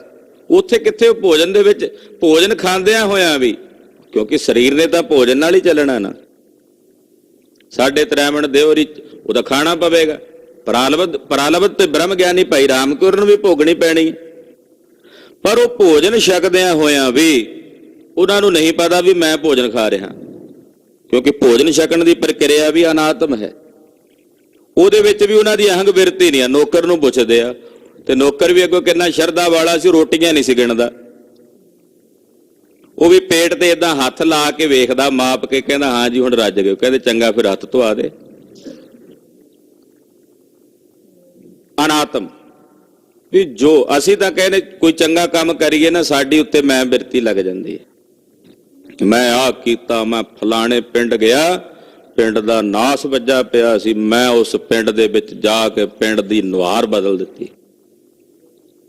ਮੇਰੇ ਤੋਂ ਪਹਿਲਾਂ ਜਿਹੜਾ ਇੱਥੋਂ ਦਾ ਪੰਚ ਸਰਪੰਚ ਸੀ ਜਾਂ ਐਮਸੀ ਸੀ ਉਹਨੇ ਤੇ ਨਾਸ ਮਾਰਿਆ ਪਿਆ ਸੀ ਵਾਰਡ ਦਾ। ਜਦੋਂ ਦਾ ਮੈਂ ਆਇਆ ਮੈਂ ਵਾਰਡ ਦਾ ਮੂੰਹ ਬਦਲ ਕੇ ਰੱਖ ਦਿੱਤਾ, ਵਾਕਈ ਬਦਲ ਕੇ ਰੱਖ ਦਿੱਤਾ। ਜੋ ਸੀ ਉਹ ਰਹਿਣ ਦਿੱਤਾ ਹੀ ਨਹੀਂ। ਮੈਂ ਹਰ ਕਰਮ ਦੇ ਉੱਤੇ ਮੈਂ ਕੀਤਾ। ਤੇ ਜਦੋਂ ਹਰ ਕਰਮ ਦੇ ਉੱਤੇ ਮੈਂ ਕਰਕੇ ਉਹ ਕਰਮ ਕਰਾਂਗੇ, ਉਹੀ ਕਰਮ ਅੱਗੇ ਜਾ ਕੇ ਉਦਾਹਰਣ ਆਉਣੀ ਹੈ, ਗੱਲ ਸਪਸ਼ਟ ਹੋ ਜਾਏਗੀ। ਜਦੋਂ ਮੈਂ ਰੱਖ ਕੇ ਕੋਈ ਕਰਮ ਕਰਦੇ ਆ ਫਿਰ ਉਹ ਕਰਮ ਸੰਚਿਤ ਬਣ ਜਾਂਦਾ, ਉਹ ਜਮਾ ਹੋਈ ਜਾਂਦਾ। ਚੱਲ ਜਮਾ ਹੋ ਗਿਆ। ਜਦੋਂ ਉਹਨੇ ਸੰਚਿਤ ਹੋਣਾ ਤੇ ਫਿਰ ਉਹ ਸੰਚਿਤ ਨੇ ਵੀ ਪਰਾਲਬਧ ਬਣ ਜਾਣਾ। ਹੁਣ ਜਦੋਂ, ਕਿਉਂਕਿ ਕਿਰਿਆਮਾਨ ਹੀ ਸੰਚਿਤ ਬਣਦੇ ਨੇ, ਸੰਚਿਤ ਹੀ ਪਰਾਲਬਧ ਬਣਦੀ ਹੈ। ਜਿਵੇਂ ਮਹਾਰਾਜ ਭਾਈ ਦਇਆ ਸਿੰਘ ਦੱਸਿਆ ਸੀ ਨਾ ਕੱਲ, ਵੀ ਜਿਹੜਾ ਭਵਿੱਖਾ ਕੱਲ ਆਉਣੀ ਹੈ ਉਹ ਕੱਲ ਭਵਿੱਖ ਅੱਜ ਆ ਗਈ, ਉਹ ਵਰਤਮਾਨ ਬਣ ਗਿਆ। ਜਦੋਂ ਇਹ ਨਿਕਲ ਗਿਆ ਤਾਂ ਭੂਤਕਾਲ ਹੋ ਗਿਆ। ਉਹ ਇੱਕੋ ਸਮਾਂ ਸੀ ਜਿਹੜਾ ਵਰਤਮਾਨ ਬਣਿਆ, ਫਿਰ ਉਹ ਭੂਤਕਾਲ ਵੀ ਬਣ ਗਿਆ। ਇਸੇ ਤਰ੍ਹਾਂ ਕਿਰਿਆਮਾਨ ਕਰਮ ਹੀ ਸੰਚਿਤ ਬਣਦੇ ਨੇ, ਸੰਚਿਤ ਹੀ ਪਰਾਲਬਧ ਬਣਦੇ ਨੇ। ਹਾਂਜੀ, ਵਹੀ ਕਿਰਿਆ ਹੋਵੈ ਕਿਰਿਆਮਾਨ। ਉਹਨਾਂ ਪਾਸੋਂ ਜੋ ਕਿਰਿਆ ਹੋ ਰਹੀ ਹੈ ਉਹ ਸੁਤੇ ਸਿੱਧ ਹੋ ਰਹੀ ਹੈ। ਗੁਰਮੁਖ ਲੇਪ ਨਾ ਮਾਸਾ ਹੈ, ਉਹ ਮਨੰਚਕ ਭਰ ਵੀ ਉਹਦੇ ਵਿੱਚ ਆਪਣਾ ਲੇਪ ਨਹੀਂ ਰੱਖਦੇ। ਜਾਤ ਪ੍ਰਣਮਤ ਅਪਰ ਵਿਧਾਨ। ਕਹਿੰਦੇ ਉਹ ਉਹਦੇ ਤੇ ਆਪਣਾ ਅਹੰਗ ਭਾਵ ਨਹੀਂ ਰੱਖਦੇ। ਉਹ ਕਿਰਿਆਮਾਨ ਰੂਪ ਜਿਹੜੇ ਨੇ ਉਹ ਬਦਲਦੇ ਜਾਂਦੇ ਹਨ। ਸੋਈ ਕਿਰਿਆਹੀਨ ਅਭਿਮਾਨ। ਉਹ ਕਿਰਿਆਹੀਨ ਜਿਹੜੇ ਜਿੰਨੇ ਵੀ ਉਹ ਕਰਮ ਨੇ ਉਹ ਅਭਿਮਾਨ ਤੋਂ ਰਹਿਤ ਹੋ ਕੇ ਜਦੋਂ ਕਰਦੇ ਨੇ ਫਿਰ ਉਹ ਕਿਰਿਆਮਾਨ ਕਰਮ ਜਿਹੜੇ ਕਿਰਿਆਮਾਨ ਹੀ ਰਹਿੰਦੇ ਨੇ, ਉਹ ਸੰਚਿਤ ਨਹੀਂ ਹੁੰਦੇ। ਉਪਜੈ ਨਹੀਂ ਕਦਾਚਿਤ ਜਾਨ। ਉਹਦੇ ਅੰਦਰ ਇਹ ਉਪਜਦੇ ਹੀ ਨਹੀਂ। ਤਨ ਅਭਿਮਾਨ ਜਾਂ ਕੋਈ ਕਰਮ ਕਰਦੇ ਆ ਉਹਦੇ ਤੇ ਅਭਿਮਾਨ ਉਹਨਾਂ ਬ੍ਰਹਮ ਗਿਆਨੀਆਂ ਦੇ ਹਿਰਦਿਆਂ 'ਚ ਨਹੀਂ ਉਪਜਦਾ। ਪਰਾਰਬਧ ਤੇ ਹੋਏ ਕਿਰਿਆਮਾਨ। ਪਰਾਲਬਧ ਦੇ ਸਹਿਤ ਜਿਹੜੀ ਕਿਰਿਆਮਾਨ ਹੋਣੀ ਹੈ, ਕਿਉਂਕਿ ਪਰਾਲਬਧ ਤਾਂ ਬਣ ਗਈ ਹੈ, ਸਰੀਰ ਬਣ ਗਿਆ। ਹੁਣ ਇਹਦੇ 'ਚ ਜਿੰਨਾ ਚਿਰ ਰਹਿਣਾ ਕਰਮ ਤਾਂ ਕਰਨੇ ਹੀ ਪੈਣੇ ਆ। ਨਹਾਣਾ ਧੋਣਾ, ਹੱਸਣਾ ਖੇਡਣਾ, ਖਾਣਾ ਪੀਣਾ, ਇਹ ਤਾਂ ਸੁੱਤੇ ਸਿੱਧ ਹੋਣਾ ਹੀ ਹੈ ਨਾ। ਇਹ ਪਰਾਲਬਧ ਦੇ ਸਹਿਤ ਜਿੰਨੇ ਵੀ ਕਰਮ ਹੁੰਦੇ ਨੇ ਕਿਰਿਆਮਾਨ। ਭੋਜਨ ਰੂਪ ਕਿਰਿਆ ਜਿਮ ਠਾਨ। ਉਹ ਕਹਿੰਦੇ ਇਸ ਤਰ੍ਹਾਂ ਜਾਣ ਲਓ ਕਿ ਜਿਵੇਂ ਭੋਜਨ ਛਕਣਾ, ਭੋਜਨ ਛਕਣਾ ਕਹਿੰਦੇ ਕਿਰਿਆਮਾਨ ਕਰਮ ਦੇ ਸਮਾਨ ਹੈ। ਪ੍ਰਾਰਬਧ ਕੋ ਰੂਪ ਹੈ ਇਹ ਸੋਏ, ਪਰਾਲਬਧ ਦਾ ਹੀ ਰੂਪ ਹੈ। ਭੋਜਨ ਕਰੇ ਪੁਸ਼ਟਾ ਹੋਏ। ਹੁਣ ਜਿਹੜਾ ਭੋਜਨ ਛਕੇਗਾ, ਜੇ ਸਰੀਰ ਅਰੋਗ ਹੋਵੇਗਾ ਉਹਦੇ ਸਰੀਰ ਨੂੰ ਹੋਰ ਬਲ ਦਿੰਦਾ ਉਹ ਭੋਜਨ ਛਕਿਆ ਹੋਇਆ। ਸਰੀਰ ਅਰੋਗ ਹੋਵੇ, ਰੋਗ ਤੋਂ ਰਹਿਤ ਹੋਵੇ, ਛਕਿਆ ਹੋਇਆ ਭੋਜਨ ਉਹਦੇ ਸਰੀਰ ਨੂੰ ਬਲ ਦਿੰਦਾ ਹੈ। ਸੋ ਕਿਰਿਆਮਾਨ ਰੂਪ ਪਹਿਚਾਨ, ਉਹ ਕਿਰਿਆਮਾਨ ਕਰਮ। ਜਦੋਂ ਤੁਸੀਂ ਕੋਈ ਕਰਮ ਅਭਿਮਾਨੀ ਹੋ ਕੇ ਕਰਦੇ ਹੋ ਵੀ ਮੈਂ ਕਰ ਰਿਹਾ, ਮੇਰੇ ਤੋਂ ਹੋ ਰਿਹਾ ਹੈ, ਮੇਰੇ ਬਿਨਾਂ ਨਹੀਂ ਕੋਈ ਕਰ ਸਕਦਾ, ਉਹ ਕਰਮ ਨੇ ਫਿਰ ਭੋਜਨ ਬਣ ਕੇ ਤੁਹਾਡੇ ਸਰੀਰ ਨੂੰ ਹੋਰ ਪੁਸ਼ਟ ਕਰਨਾ। ਯਾਨੀ ਕਿ ਸਰੀਰ ਅਰੋਗ ਹੈ, ਉਹ ਕਿਰਿਆਮਾਨ ਨੇ ਤੁਹਾਨੂੰ ਹੋਰ ਸੰਚਿਤ ਵਿੱਚ ਤਬਦੀਲ ਹੋਣਾ। ਅੱਗੇ ਉਦਾਹਰਣ ਦੇ ਕੇ ਸਪਸ਼ਟ ਕਰਨਗੇ। ਹਾਂਜੀ। ਦੇਹ ਸਰੁਜ ਸੋ ਪੁਸ਼ਟ ਨਾ ਜਾਣ, ਪਰ ਜਿਹਦਾ ਸਰੀਰ ਰੋਗੀ ਹੋਵੇ, ਬਿਮਾਰ ਹੋਵੇ, ਉਹਨੂੰ ਜਿੰਨਾ ਮਰਜ਼ੀ ਭੋਜਨ ਛਕਾਈ ਜੋ, ਉਹਦਾ ਸਰੀਰ ਰਿਸ਼ਟ ਪੁਸ਼ਟ ਨਹੀਂ ਹੁੰਦਾ। ਅਰੋਗ ਬੰਦਾ ਰੋਟੀ, ਉਹ ਸੁੱਕੀਆਂ ਰੋਟੀਆਂ ਵੀ ਖਾਵੇ ਉਹਨੂੰ ਲੱਗੀ ਜਾਂਦੀਆਂ।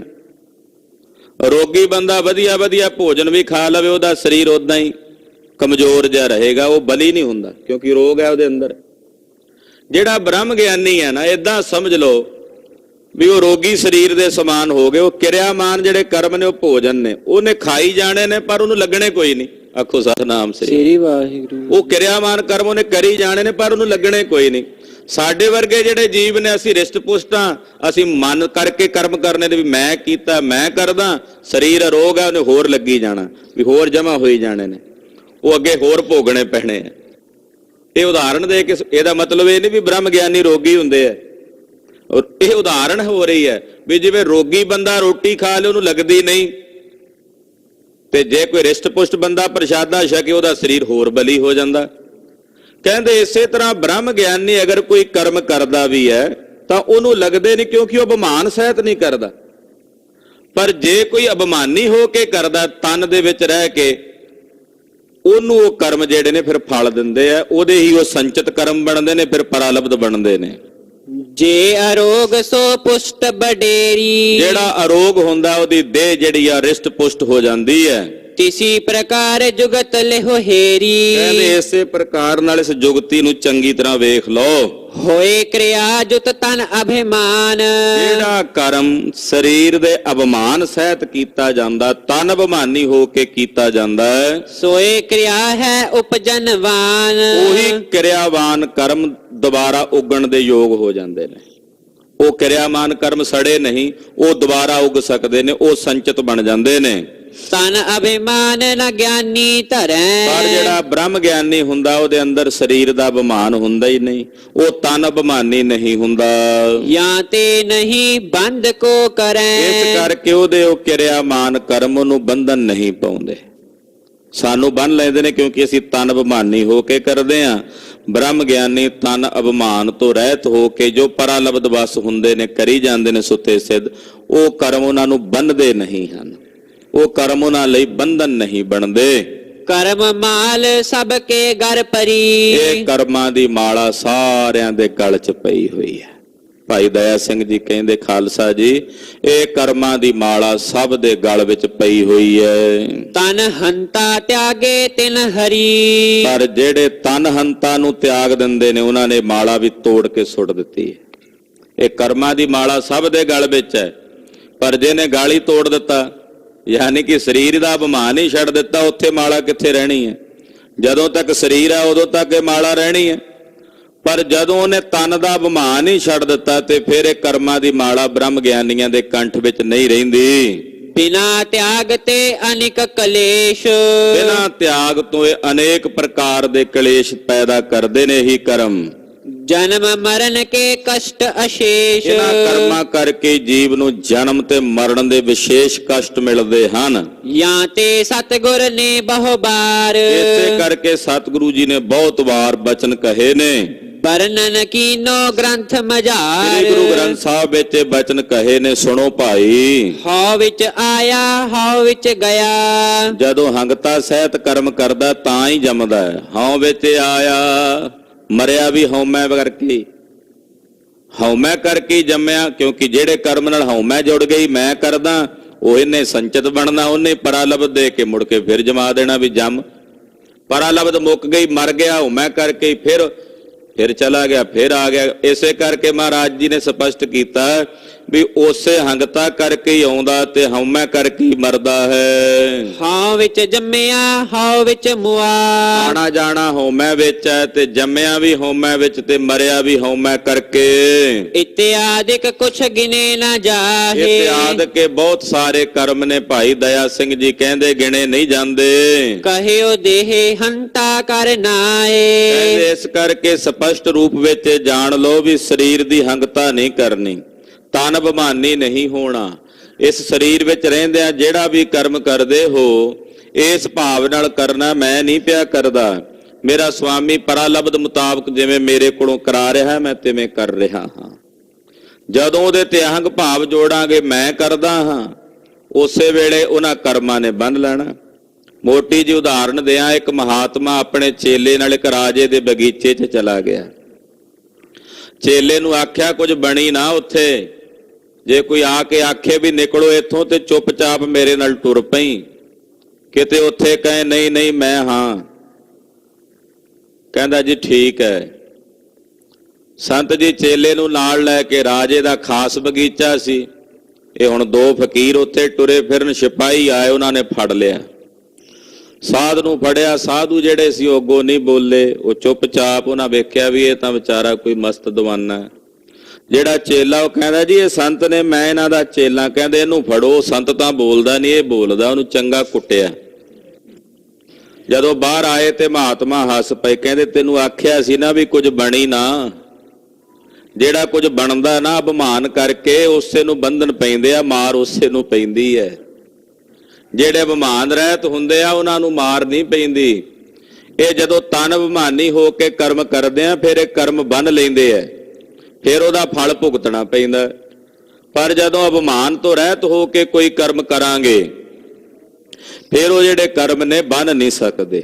ਬ੍ਰਹਮ ਗਿਆਨੀ ਜਿਹੜੇ ਨੇ ਉਹ ਤਨ ਅਭਿਮਾਨ ਤੋਂ ਰਹਿਤ ਹੋ ਕੇ ਕਰਮ ਕਰਦੇ ਨੇ, ਇਸੇ ਕਰਕੇ ਉਹ ਕਰਮ ਉਹਨਾਂ ਨੂੰ ਬੰਨ ਨਹੀਂ ਸਕਦੇ। ਕਿੱਡੇ ਕਿੱਡੇ ਵੱਡੇ ਕਾਰਜ ਮਹਾਤਮਾ ਮਹਾਪੁਰਸ਼ ਕਰ ਦਿੰਦੇ ਆ, ਪਰ ਕਦੇ ਉਹ ਜਣਾਉਂਦੇ ਨਹੀਂ ਹਨ ਦੁਨੀਆ ਨੂੰ ਅਸੀਂ ਕੀਤਾ ਹੈ।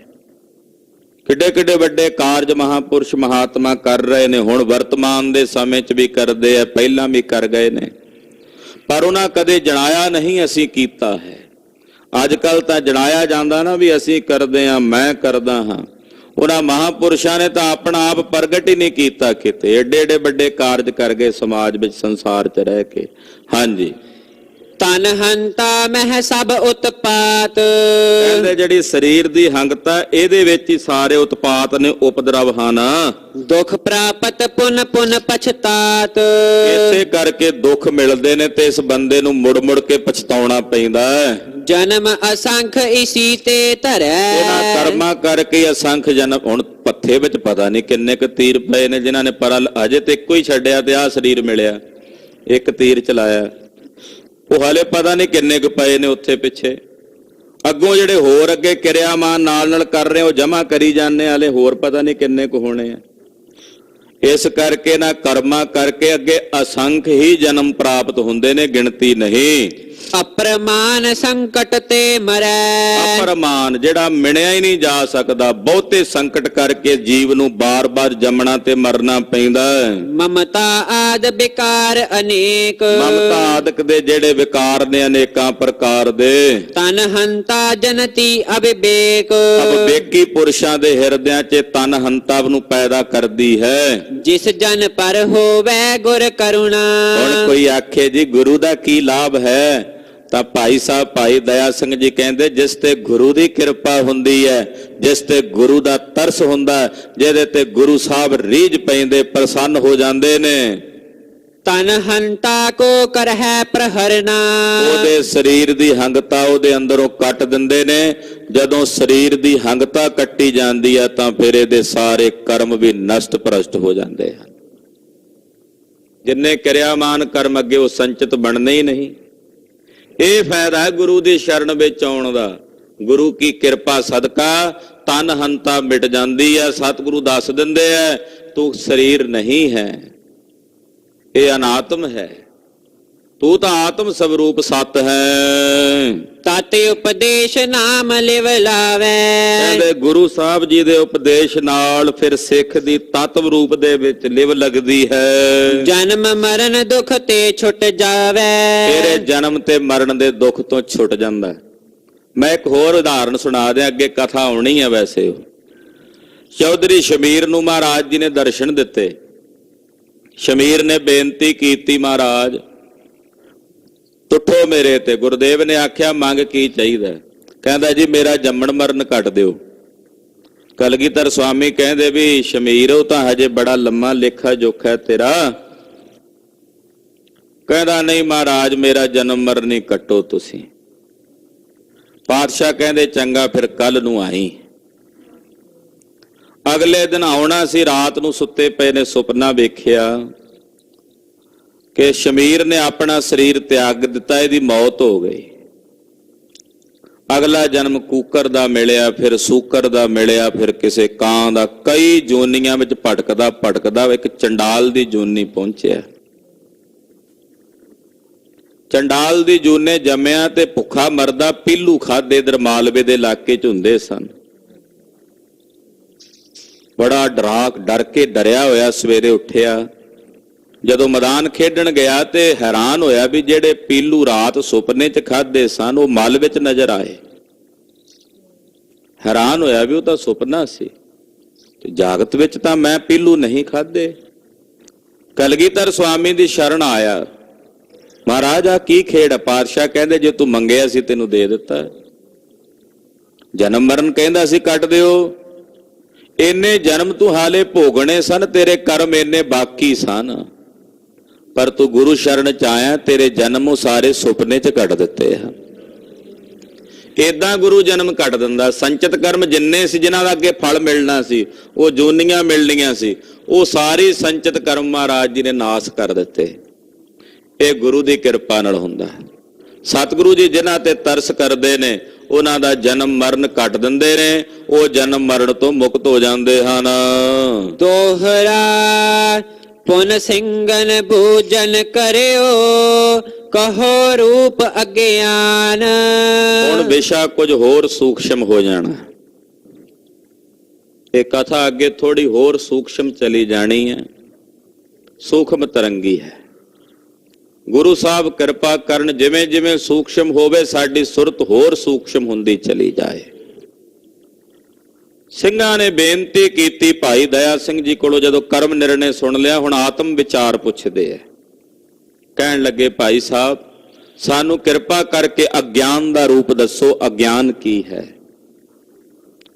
ਕਿਉਂਕਿ ਸਾਨੂੰ ਤਾਂ ਇਹ ਵੀ ਨਹੀਂ ਨਾ ਪਤਾ ਵੀ ਅਗਿਆਨ। ਸਾਨੂੰ ਕੋਈ ਪੁੱਛੇ ਅਗਿਆਨ ਕੀ ਹੈ, ਅਸੀਂ ਕੀ ਦੱਸਾਂਗੇ? ਸਾਨੂੰ ਤਾਂ ਅਗਿਆਨ ਦਾ ਵੀ ਨਹੀਂ ਪਤਾ ਵੀ ਅਗਿਆਨ ਕਿਸ ਨੂੰ ਕਹਿੰਦੇ ਆ।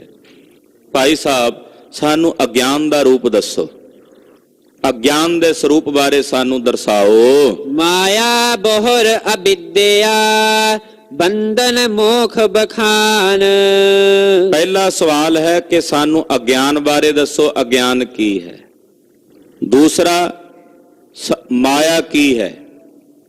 ਮਾਇਆ ਕਿਸ ਨੂੰ ਕਹਿੰਦੇ ਆ? ਮਾਇਆ ਕਿਸ ਨੂੰ ਆਖੀ ਹੈ? ਕਿਆ ਮਾਇਆ ਕਰਮ ਕਮਾਏ? ਮਾਇਆ ਕਿਆ ਹੈ? ਫਿਰ ਅਵਿਦਿਆ ਕੀ ਹੈ? ਤੀਸਰਾ ਸਵਾਲ ਹੈ। ਫਿਰ ਚੌਥਾ ਬੰਧਨ ਕੀ ਹੈ? ਤੇ ਫਿਰ ਪੰਜਵਾਂ ਮੁਕਤੀ ਕੀ ਹੈ? 5 ਸਵਾਲ ਹੋ ਗਏ।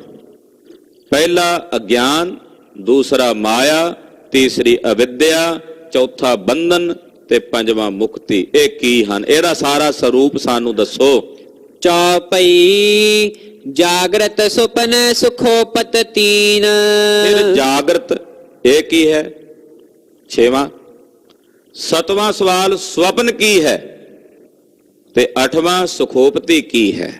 ਹਾਂਜੀ, ਇਹ ਅਵਸਥਾ ਕਹੋ ਪ੍ਰਬੀਨ। ਇਹਨਾਂ ਤਿੰਨਾਂ ਦੀ ਵੀ ਅਵਸਥਾ ਦੱਸੋ। ਜਾਗਰਤ ਸੁਪਨ ਸੁਖੋਪਤੀ ਬਾਰੇ ਵੀ ਦੱਸੋ। ਮੂਰਛਾ ਰੂਪ ਸਮਾਦ ਕਹੀ ਜੈ। ਮੂਰਛਾ ਕਿਸ ਨੂੰ ਕਹਿੰਦੇ ਆ? ਮੂਰਛਾ ਜਦੋਂ ਹੁੰਦੀ ਹੈ, ਬੇਹੋਸ਼ੀ ਵਿੱਚ ਬੰਦਾ ਹੁੰਦਾ ਹੈ, ਉਸ ਬੇਹੋਸ਼ੀ ਦੀ ਹਾਲਤ ਵਿੱਚ, ਮੂਰਛਿਤ ਹਾਲਾਤ ਵਿੱਚ ਕੌਣ ਵੇਖਦਾ ਉਸ ਨੂੰ? ਉਹਦਾ ਸਾਖੀ ਕੌਣ ਹੁੰਦਾ ਮੂਰਛਿਤ ਦਾ? ਸਮਾਧੀ ਕੀ ਹੈ? 10ਵਾਂ ਸਵਾਲ। ਸਮਾਧੀ ਕਿਸ ਨੂੰ ਕਹਿੰਦੇ ਹਨ? ਹਾਂਜੀ, ਤੁਰਿਆ ਅਵਸਥਾ ਰੂਪ ਪਨੀਜੈ। ਤੁਰਿਆ ਅਵਸਥਾ ਕੀ ਹੈ? ਇਹ 11ਵਾਂ ਸਵਾਲ ਹੈ। ਤੁਰਿਆ ਕਿਸ ਨੂੰ ਕਹਿੰਦੇ ਹਨ? ਇਹਦੇ ਬਾਰੇ ਵੀ ਭਾਈ ਸਾਹਿਬ ਸਾਨੂੰ ਦੱਸੋ। ਇੱਕ ਸਾਖੀ ਅਰ ਜੀਵ ਜੇ ਹੋਏ। 12ਵਾਂ ਸਾਖੀ ਕਿਸ ਨੂੰ ਕਹਿੰਦੇ ਆ? ਸਾਖੀ। ਸਾਖੀ ਕੀ ਹੈ? ਫਿਰ 13ਵਾਂ ਜੀਵ ਕਿਸ ਨੂੰ ਕਹਿੰਦੇ ਨੇ? ਜੀਵ ਕੌਣ ਹੈ? ਇਹਦੇ ਬਾਰੇ ਵੀ ਦੱਸੋ। ਜਸ ਇਨ ਰੂਪ ਬਖਾਨੋ ਸੋਏ। ਇਹਨਾਂ ਦਾ ਜਿਹੋ ਜਿਹਾ ਰੂਪ ਹੈ ਸਾਨੂੰ ਦੱਸੋ। ਅਵਿਦਿਆ ਬਾਰੇ ਵੀ ਦੱਸੋ। ਮਾਇਆ ਦਾ ਕੀ ਸਰੂਪ ਹੈ? ਬੰਧਨ ਦਾ ਕੀ ਰੂਪ ਹੈ? ਮੁਕਤੀ ਦਾ ਕੀ ਸਰੂਪ ਹੈ? ਜਾਗਰਤ ਦਾ ਕੀ ਸਰੂਪ ਹੈ? ਸੁਪਨ ਦਾ, ਸੁਖੋਪਤੀ ਦਾ, ਇਹਦਾ ਜਿਹੋ ਜਿਹਾ ਰੂਪ ਹੈ ਉਹ ਸਾਨੂੰ ਦੱਸੋ। ਪੁਨਹੁ ਬ੍ਰਹਮ ਨਿਰਣੈ ਕਰ ਲਹੋ। ਫਿਰ ਬ੍ਰਹਮ ਦਾ ਨਿਰਣਾ ਕਰਕੇ ਦੱਸੋ ਵੀ ਬ੍ਰਹਮ ਦਾ ਸਰੂਪ ਕੀ ਹੈ। ਇਹ 14ਵਾਂ ਸਵਾਲ ਹੈ। ਬ੍ਰਹਮ ਕੀ ਹੈ? ਬ੍ਰਹਮ ਦਾ ਨਿਰਣਾ ਇਹ ਵੀ ਸਾਨੂੰ ਦੱਸੋ ਕਰਕੇ। ਪੰਜ ਕੋਸ਼ ਕੋ ਰੂਪ ਸੋ ਕਹੋ। ਫਿਰ ਜਿਹੜੇ ਅੱਗੇ 5 ਕੋਸ਼ ਨੇ, 15ਵਾਂ ਸਵਾਲ ਇਹ ਹੈ ਸਾਡਾ ਕਿ 5 ਕੋਸ਼ ਕੀ ਨੇ? ਗੁਰਬਾਣੀ ਚਾਹੁੰਦਾ ਨਾ, ਏਕ ਕੋਸ ਰੋ ਸਿੱਧ ਕਰਤ ਲਾਲ ਤਬ ਚਤਰ ਪਾਤਰੋ ਆਇਓ। ਇੱਕ ਕੋਸ਼ ਨੂੰ ਤੈਅ ਕਰਦਿਆਂ 4 ਅੱਗੇ ਹੋਰ ਆ ਗਏ। 5 ਕੋਸ਼। ਪੰਚਕੋਸ਼ਾਹ ਅਤੀਤ ਸ਼ਾਸਤਰਾਂ ਦਾ ਸੂਤਰ ਹੈ। ਮੈਂ 5 ਕੋਸ਼ਾਂ ਤੋਂ ਅਤੀਤ ਹਾਂ, ਰਹਿਤ ਹਾਂ। ਮਹਾਰਾਜ ਭਾਈ ਦਇਆ ਸਿੰਘ ਜੀ, ਇਹ 5 ਕੋਸ਼ ਕਿਹੜੇ ਨੇ? ਕੋਸ਼ ਖਜ਼ਾਨੇ ਨੂੰ ਕਹਿੰਦੇ ਆ, ਕੋਸ਼ ਤਲਵਾਰ ਦੇ ਮਿਆਨ ਨੂੰ ਕਹਿੰਦੇ ਆ। 5 ਕੋਸ਼। ਅੰਨਮਯ ਕੋਸ਼ ਹੈ, ਫਿਰ ਪ੍ਰਾਣਮय ਕੋਸ਼ ਹੈ, ਮਨੋਮय ਕੋਸ਼ ਹੈ, ਵਿਗਿਆਨਮय ਕੋਸ਼ ਹੈ ਤੇ ਆਨੰਦਮय ਕੋਸ਼ ਹੈ। ਇਹ 5 ਕੋਸ਼ ਨੇ। ਭਾਈ ਸਾਹਿਬ ਸਾਨੂੰ ਇਹਨਾਂ 5 ਕੋਸ਼ਾਂ ਦਾ ਸਰੂਪ ਦੱਸੋ। ਅੰਨਮय ਕੋਸ਼ ਕਿਸ ਨੂੰ ਕਹਿੰਦੇ ਆ? ਪ੍ਰਾਣਮय ਕੋਸ਼ ਕੀ ਹੈ? ਫਿਰ ਅੱਗੇ ਮਨੋਮय ਕੋਸ਼ ਕੀ ਹੈ? ਵਿਗਿਆਨਮय ਕੋਸ਼ ਕੀ ਹੈ? ਆਨੰਦਮय ਕੋਸ਼ ਕੀ ਹੈ? ਇਹ 15 ਸਵਾਲ ਭਾਈ ਦਇਆ ਸਿੰਘ ਜੀ ਨੂੰ ਸਿੰਘਾਂ ਨੇ ਪੁੱਛੇ ਨੇ। ਹਾਂਜੀ। 15 ਪ੍ਰਸ਼ਨ ਸੁਨੇ ਸਭ ਕਾਨ। ਪਿਆਰੇ ਭਾਈ ਦਇਆ ਸਿੰਘ ਜੀ ਨੇ ਸਿੱਖਾਂ ਦੇ, ਸਿੰਘਾਂ ਦੇ ਇਹ 15 ਸਵਾਲ ਸੁਣੇ ਹਨ।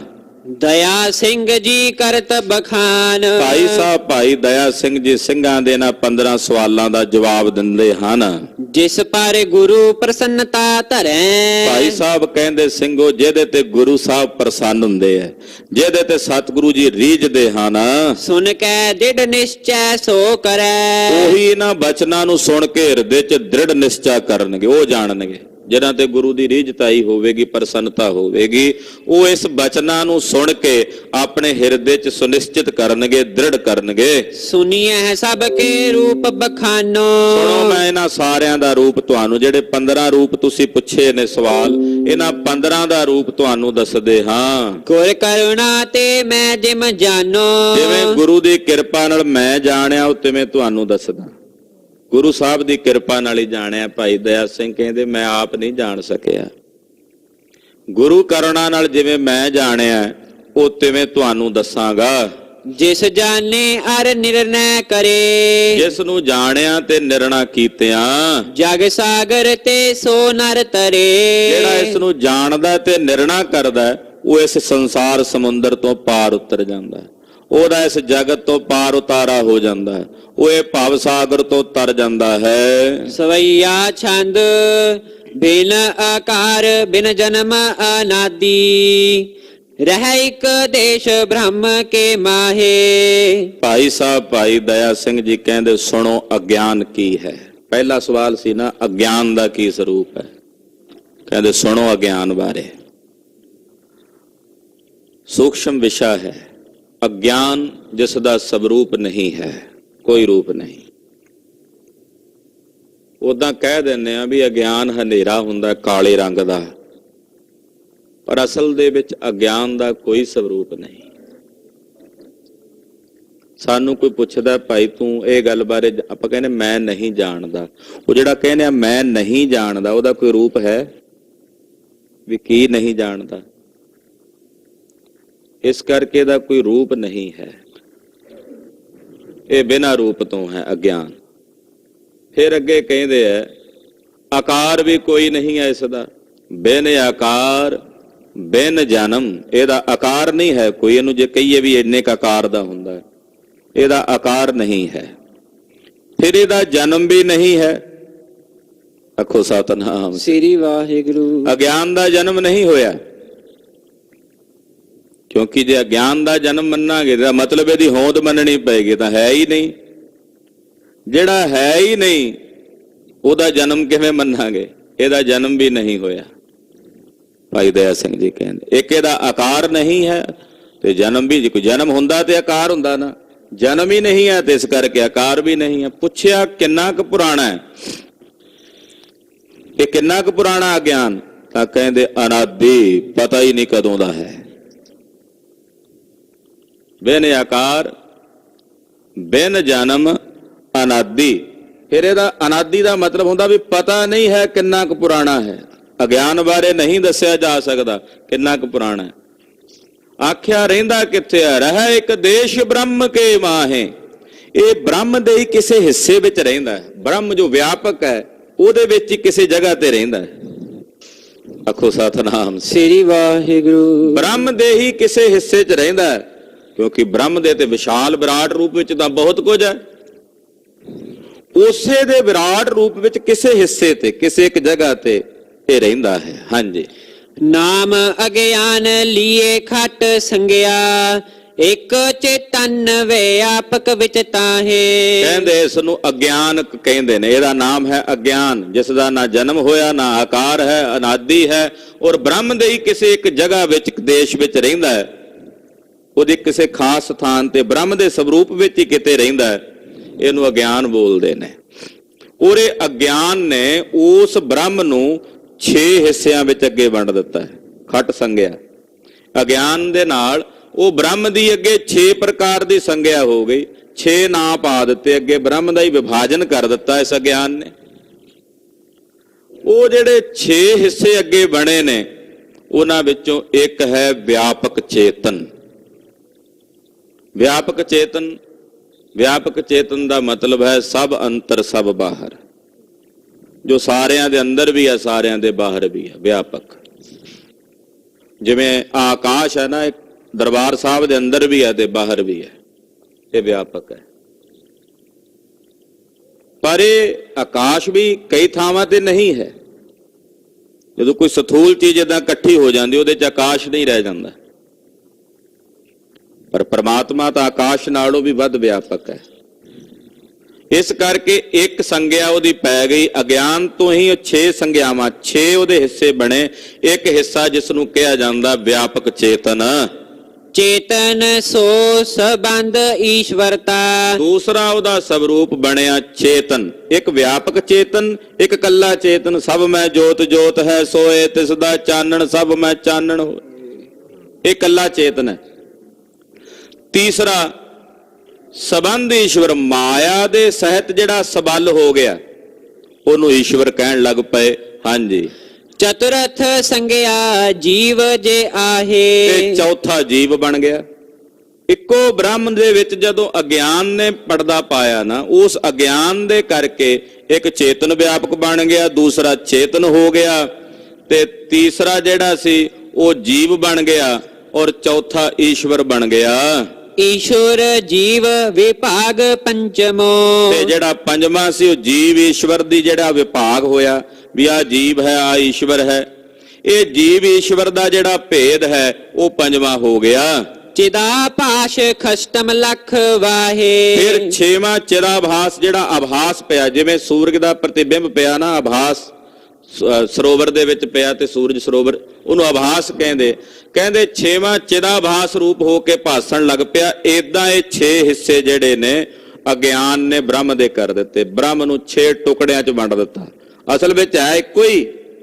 ਉਸ ਇੱਕ ਨੂੰ ਅਗਿਆਨ ਨੇ 6 ਟੁਕੜਿਆਂ 'ਚ ਵੰਡ ਦਿੱਤਾ। ਇਹ ਆਕਾਸ਼ ਇੱਕੋ ਹੀ ਹੈ ਨਾ। ਇੱਕ ਦਰਬਾਰ ਸਾਹਿਬ ਬਣਾਇਆ, ਦਰਬਾਰ ਸਾਹਿਬ ਦੇ ਵਿੱਚ ਬਣਿਆ ਜਿਹੜਾ ਆਕਾਸ਼ ਹੈ ਮਠਾ ਆਕਾਸ਼ ਹੋ ਗਿਆ। ਜਿਹੜਾ ਘੜੇ ਦੇ ਵਿੱਚ ਬਣਿਆ ਉਹ ਘਟਾ ਆਕਾਸ਼ ਹੋ ਗਿਆ। ਆਕਾਸ਼ ਇੱਕੋ ਹੀ ਹੈ, ਪਰ ਉਹ ਪੜਦਿਆਂ ਕਰਕੇ 6 ਬਣ ਗਏ। ਏਦਾਂ ਬ੍ਰਹਮ ਇੱਕੋ ਹੀ ਹੈ, ਪਰ ਉਹਦੇ 6 ਹਿੱਸੇ ਬਣਾਏ ਅਗਿਆਨ ਨੇ। ਅਗਿਆਨ ਨੇ ਕੀ ਕੀਤਾ? ਉਹਦੇ 6 ਹਿੱਸੇ ਬਣਾ ਦਿੱਤੇ, 6 ਰੂਪ ਬਣਾ ਦਿੱਤੇ। ਇੱਕ ਵਿਆਪਕ ਚੇਤਨ ਹੈ, ਦੂਸਰਾ ਕੱਲਾ ਚੇਤਨ ਹੈ, ਤੀਸਰਾ ਜੀਵ ਹੈ, ਔਰ ਚੌਥਾ ਈਸ਼ਵਰ ਹੈ, ਔਰ ਪੰਜਵਾਂ ਜੀਵ ਈਸ਼ਵਰ ਦਾ ਭੇਦ ਹੈ, ਔਰ ਛੇਵਾਂ ਚਿਦਾਭਾਸ ਹੈ। ਜਿਸ ਅਗਿਆਨ ਵੇਖੈ ਇਹ ਖਟ ਇਹ ਹੈ। ਅਗਿਆਨ ਦੇ ਵਿੱਚ 6 ਚੀਜ਼ਾਂ ਨੇ। ਜਿਸ ਅਗਿਆਨ ਵਿੱਚ ਇਹ ਜਿਹੜੇ 6 ਹਨ, ਸੂਖਮ ਭੂਤ ਪ੍ਰਗਟ ਹੋਏ ਨਾਹੇ। ਇਹ 6 ਦੇ 6 ਉਸ ਅਗਿਆਨ 'ਚ ਸੂਖਸ਼ਮ ਰੂਪ ਹੋ ਕੇ ਰਹਿੰਦੇ ਨੇ, ਪ੍ਰਗਟ ਨਹੀਂ ਹੁੰਦੇ, ਬਾਹਰ ਨਹੀਂ ਆਉਂਦੇ। ਜਦੋਂ ਤੱਕ ਉਹਦੇ ਵਿੱਚ ਹੀ ਮਿਲੇ ਰਹਿੰਦੇ ਨੇ, 6ਵੇਂ ਦੇ 6ਵੇਂ ਅਗਿਆਨ ਵਿੱਚ। ਜਿਮ ਬਟ ਬੀਜ ਵੇਖੈ ਜੱਟ ਤੁਕ ਦਲ। ਉਦਾਹਰਣ ਦਿੰਦੇ ਨੇ, ਕਿਵੇਂ? ਜਿਵੇਂ ਬੋੜ ਦਾ ਬੀਜ ਹੁੰਦਾ, ਬਿਲਕੁਲ ਨਿੱਕਾ ਜਿਹਾ, ਉਸ ਬੋੜ ਦੇ ਨਿੱਕੇ ਜਿਹੇ ਬੀਜ ਦੇ ਵਿੱਚ ਕੀ ਕੀ ਹੈ? ਬੋੜ ਦੀਆਂ ਟਹਿਣੀਆਂ ਵੀ ਨੇ ਉਹਦੇ 'ਚ। ਜਦੋਂ ਬੀਜੋਗੇ ਫਿਰ ਉਗਣਾ ਨਾ, ਪਰ ਉਹਦੇ ਤੋਂ ਪਹਿਲਾਂ ਸਾਰਾ ਕੁਝ ਇਹਦੇ ਵਿੱਚ ਹੈ, ਪ੍ਰਗਟ ਨਹੀਂ ਹੋਇਆ। ਪਰ ਉਸ ਬੀਜ ਦੇ ਵਿੱਚ ਬੋੜ ਦੇ ਪੱਤੇ ਵੀ ਨੇ, ਜਿਉਂ ਵੱਟ। ਉਹ ਬੀਜ ਵਿਖੈ ਜੱਟ, ਉਹਦੀਆਂ ਜੜਾਂ ਵੀ ਨੇ, ਤੇ ਤੁਕ ਦਾ ਮਤਲਬ ਹੁੰਦਾ ਪੱਤੇ ਵੀ ਹਨ।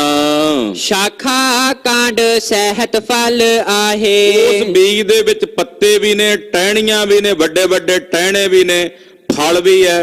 ਇੱਕੋ ਬੀਜ ਵਿੱਚ ਹੀ ਹੈ ਸਾਰਾ ਕੁਝ, ਪਰ ਦਿਸਦਾ ਨਹੀਂ ਪਿਆ।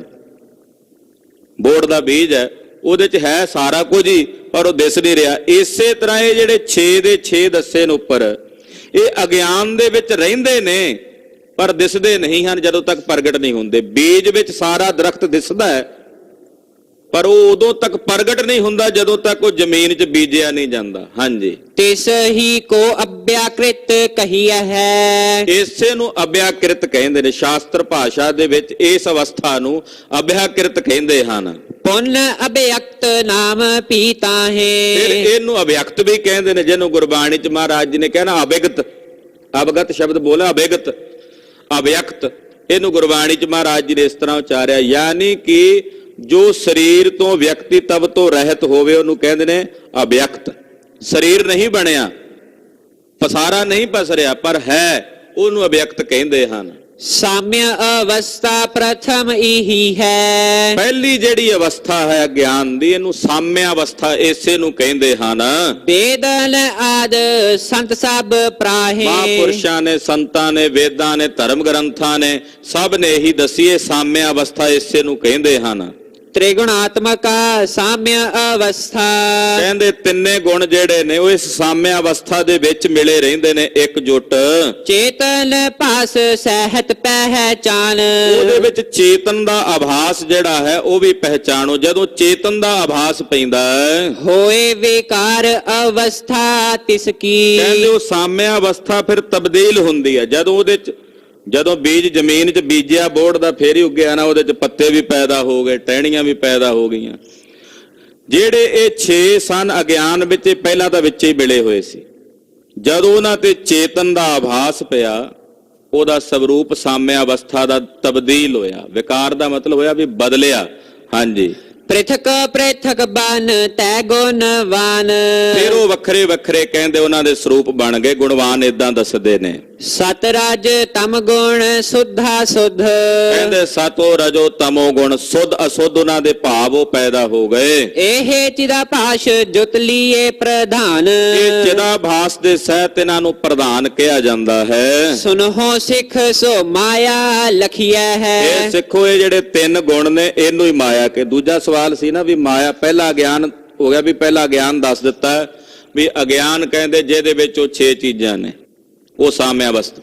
ਜਦੋਂ ਉਹਦੇ ਵਿੱਚ ਆਭਾਸ ਪਿਆ ਬ੍ਰਹਮ ਦਾ, ਚੇਤਨ ਦਾ, ਉਹਦੇ ਤੋਂ ਫਿਰ 3 ਗੁਣ ਪੈਦਾ ਹੋਏ। ਉਹ 3 ਗੁਣਾਂ ਨੂੰ ਪ੍ਰਧਾਨ ਵੀ ਕਹਿ ਦਿੰਦੇ ਨੇ ਤੇ ਮਾਇਆ ਵੀ ਕਹਿ ਦਿੰਦੇ ਨੇ। ਇਹ ਮਾਇਆ ਦਾ ਸਵਰੂਪ। ਰਜ ਗੁਣ, ਤਮ ਗੁਣ, ਸਤ ਗੁਣ ਕਹੀਐ, ਇਹ ਤੇਰੀ ਸਭ ਮਾਇਆ। ਗੁਰਬਾਣੀ ਦਾ ਮਹਾਂਵਾਕ ਹੈ, ਰਜੋ ਗੁਣ, ਤਮੋ ਗੁਣ, ਸਤੋ ਗੁਣ, ਤਿੰਨਾਂ ਨੂੰ ਮਾਇਆ ਕਿਹਾ ਜਾਂਦਾ। ਸਿੱਖੋ, ਸਮਝ ਰੇ ਦੇ ਸਭ ਕਰਹਿ ਬਖਾਨ। ਇਹਨੂੰ ਸਮਝ ਕੇ ਸਾਰੇ ਵਿਖਿਆਨ ਕਰਦੇ ਹਨ। ਸਾਮਿਆ ਅਵਸਥਾ ਚਿਦਾਭਾਸ ਲੈ। ਕਹਿੰਦੇ ਜਦੋਂ ਸਾਮਿਆ ਅਵਸਥਾ ਨੇ ਚਿਦਾਭਾਸ ਨੂੰ ਆਪਣੇ ਵਿੱਚ ਲੈ ਕੀਤਾ, ਲੈ ਪਈ ਵਿਕਾਰ ਅਵਸਥਾ ਸੋਏ। ਕਹਿੰਦੇ ਉਹਦੇ ਤੋਂ ਉਹਦਾ ਸਰੂਪ ਤਬਦੀਲ ਹੋਇਆ। ਸ਼ੁੱਧ ਸਤ ਲੈ ਮਾਇਆ ਜਿਮ ਪੀ। ਕਹਿੰਦੇ ਜਿਵੇਂ ਸਤੋ ਗੁਣ ਦੇ ਸ਼ੁੱਧ ਅੰਸ਼, ਸਤੋ ਗੁਣ ਦੇ ਸ਼ੁੱਧ ਅਸ਼ੁੱਧ 2 ਭਾਵ ਹੁੰਦੇ ਨੇ।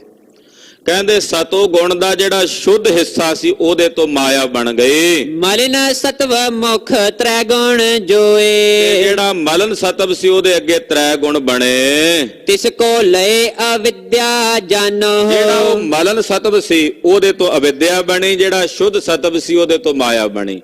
ਸਿੱਖਾਂ ਦੇ ਤੀਜਾ ਸਵਾਲ ਸੀ ਨਾ ਵੀ ਅਵਿਦਿਆ ਕੀ ਹੈ? ਮਾਇਆ, ਭਾਈ ਦਇਆ ਸਿੰਘ ਜੀ ਕਹਿੰਦੇ 3 ਗੁਣ ਮਾਇਆ ਨੇ।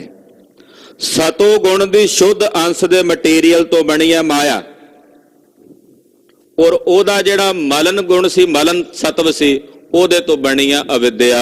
ਗੁਰੂ ਉਪਦੇਸ਼ ਬੇਨਾਸ਼ੀ ਹੋਏ। ਤੇ ਗੁਰੂ ਦੇ ਉਪਦੇਸ਼ ਨਾਲ ਅਵਿਦਿਆ ਖਤਮ ਹੁੰਦੀ ਹੈ।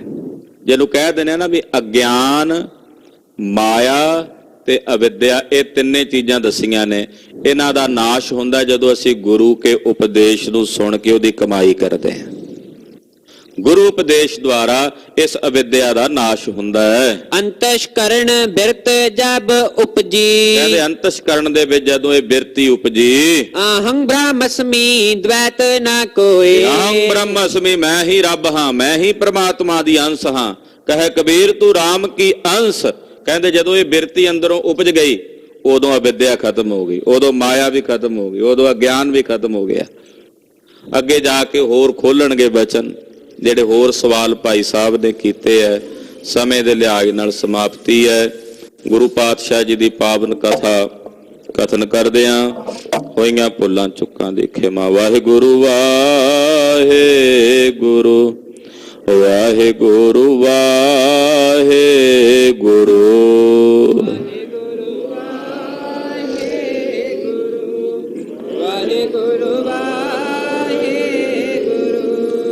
ਵਾਹਿਗੁਰੂ ਵਾਹਿਗੁਰੂ ਵਾਹਿਗੁਰੂ ਵਾਹਿਗੁਰੂ।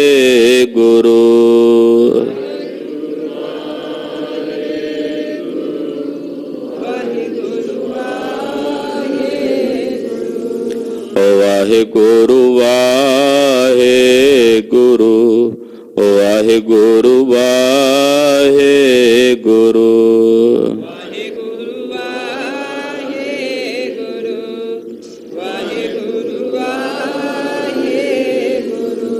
ब्रह्म ज्ञानी सदा निर्लेप, ब्रह्म ज्ञानी सदा निर्लेप।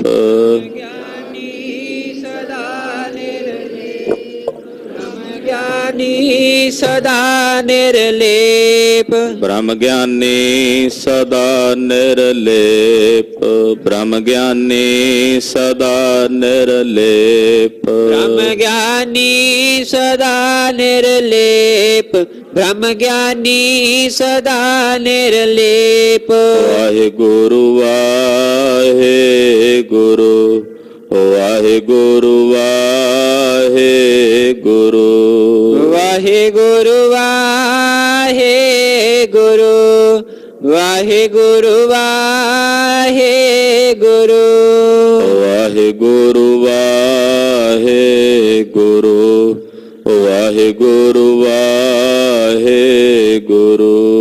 वाहिगुरु वाहिगुरु वाहिगुरु वाहिगुरु।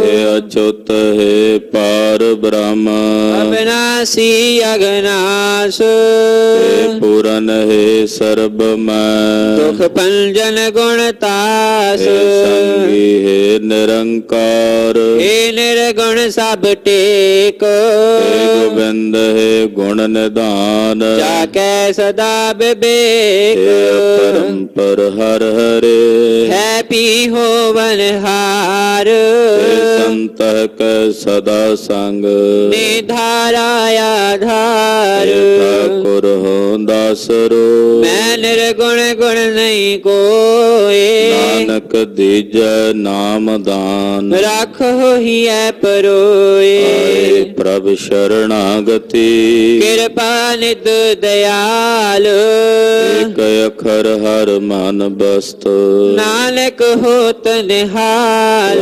गुरु नाम ਨਾਮ ਜਹਾਜ ਹੈ। ਚੜੇ ਸੋ ਉਤਰੇ ਪਾਰ ਜੋ ਸ਼ਰਧਾ ਕਰ ਸੇਵੰਦੇ ਗੁਰ ਪਾਰ ਉਤਾਰਨ ਹਾਰ ਵਾਹਿਗੁਰੂ ਨਾਮ ਜਹਾਜ ਹੈ। ਚੜੇ ਸੋ ਉਤਰੇ ਪਾਰ ਜੋ ਸ਼ਰਧਾ ਕਰ ਸੇਵੰਦੇ ਗੁਰ ਪਾਰ ਉਤਾਰਨ ਹਾਰ। ਵਾਹਿਗੁਰੂ ਜੀ ਕਾ ਖਾਲਸਾ ਵਾਹਿਗੁਰੂ ਜੀ ਕੀ ਫਤਿਹ।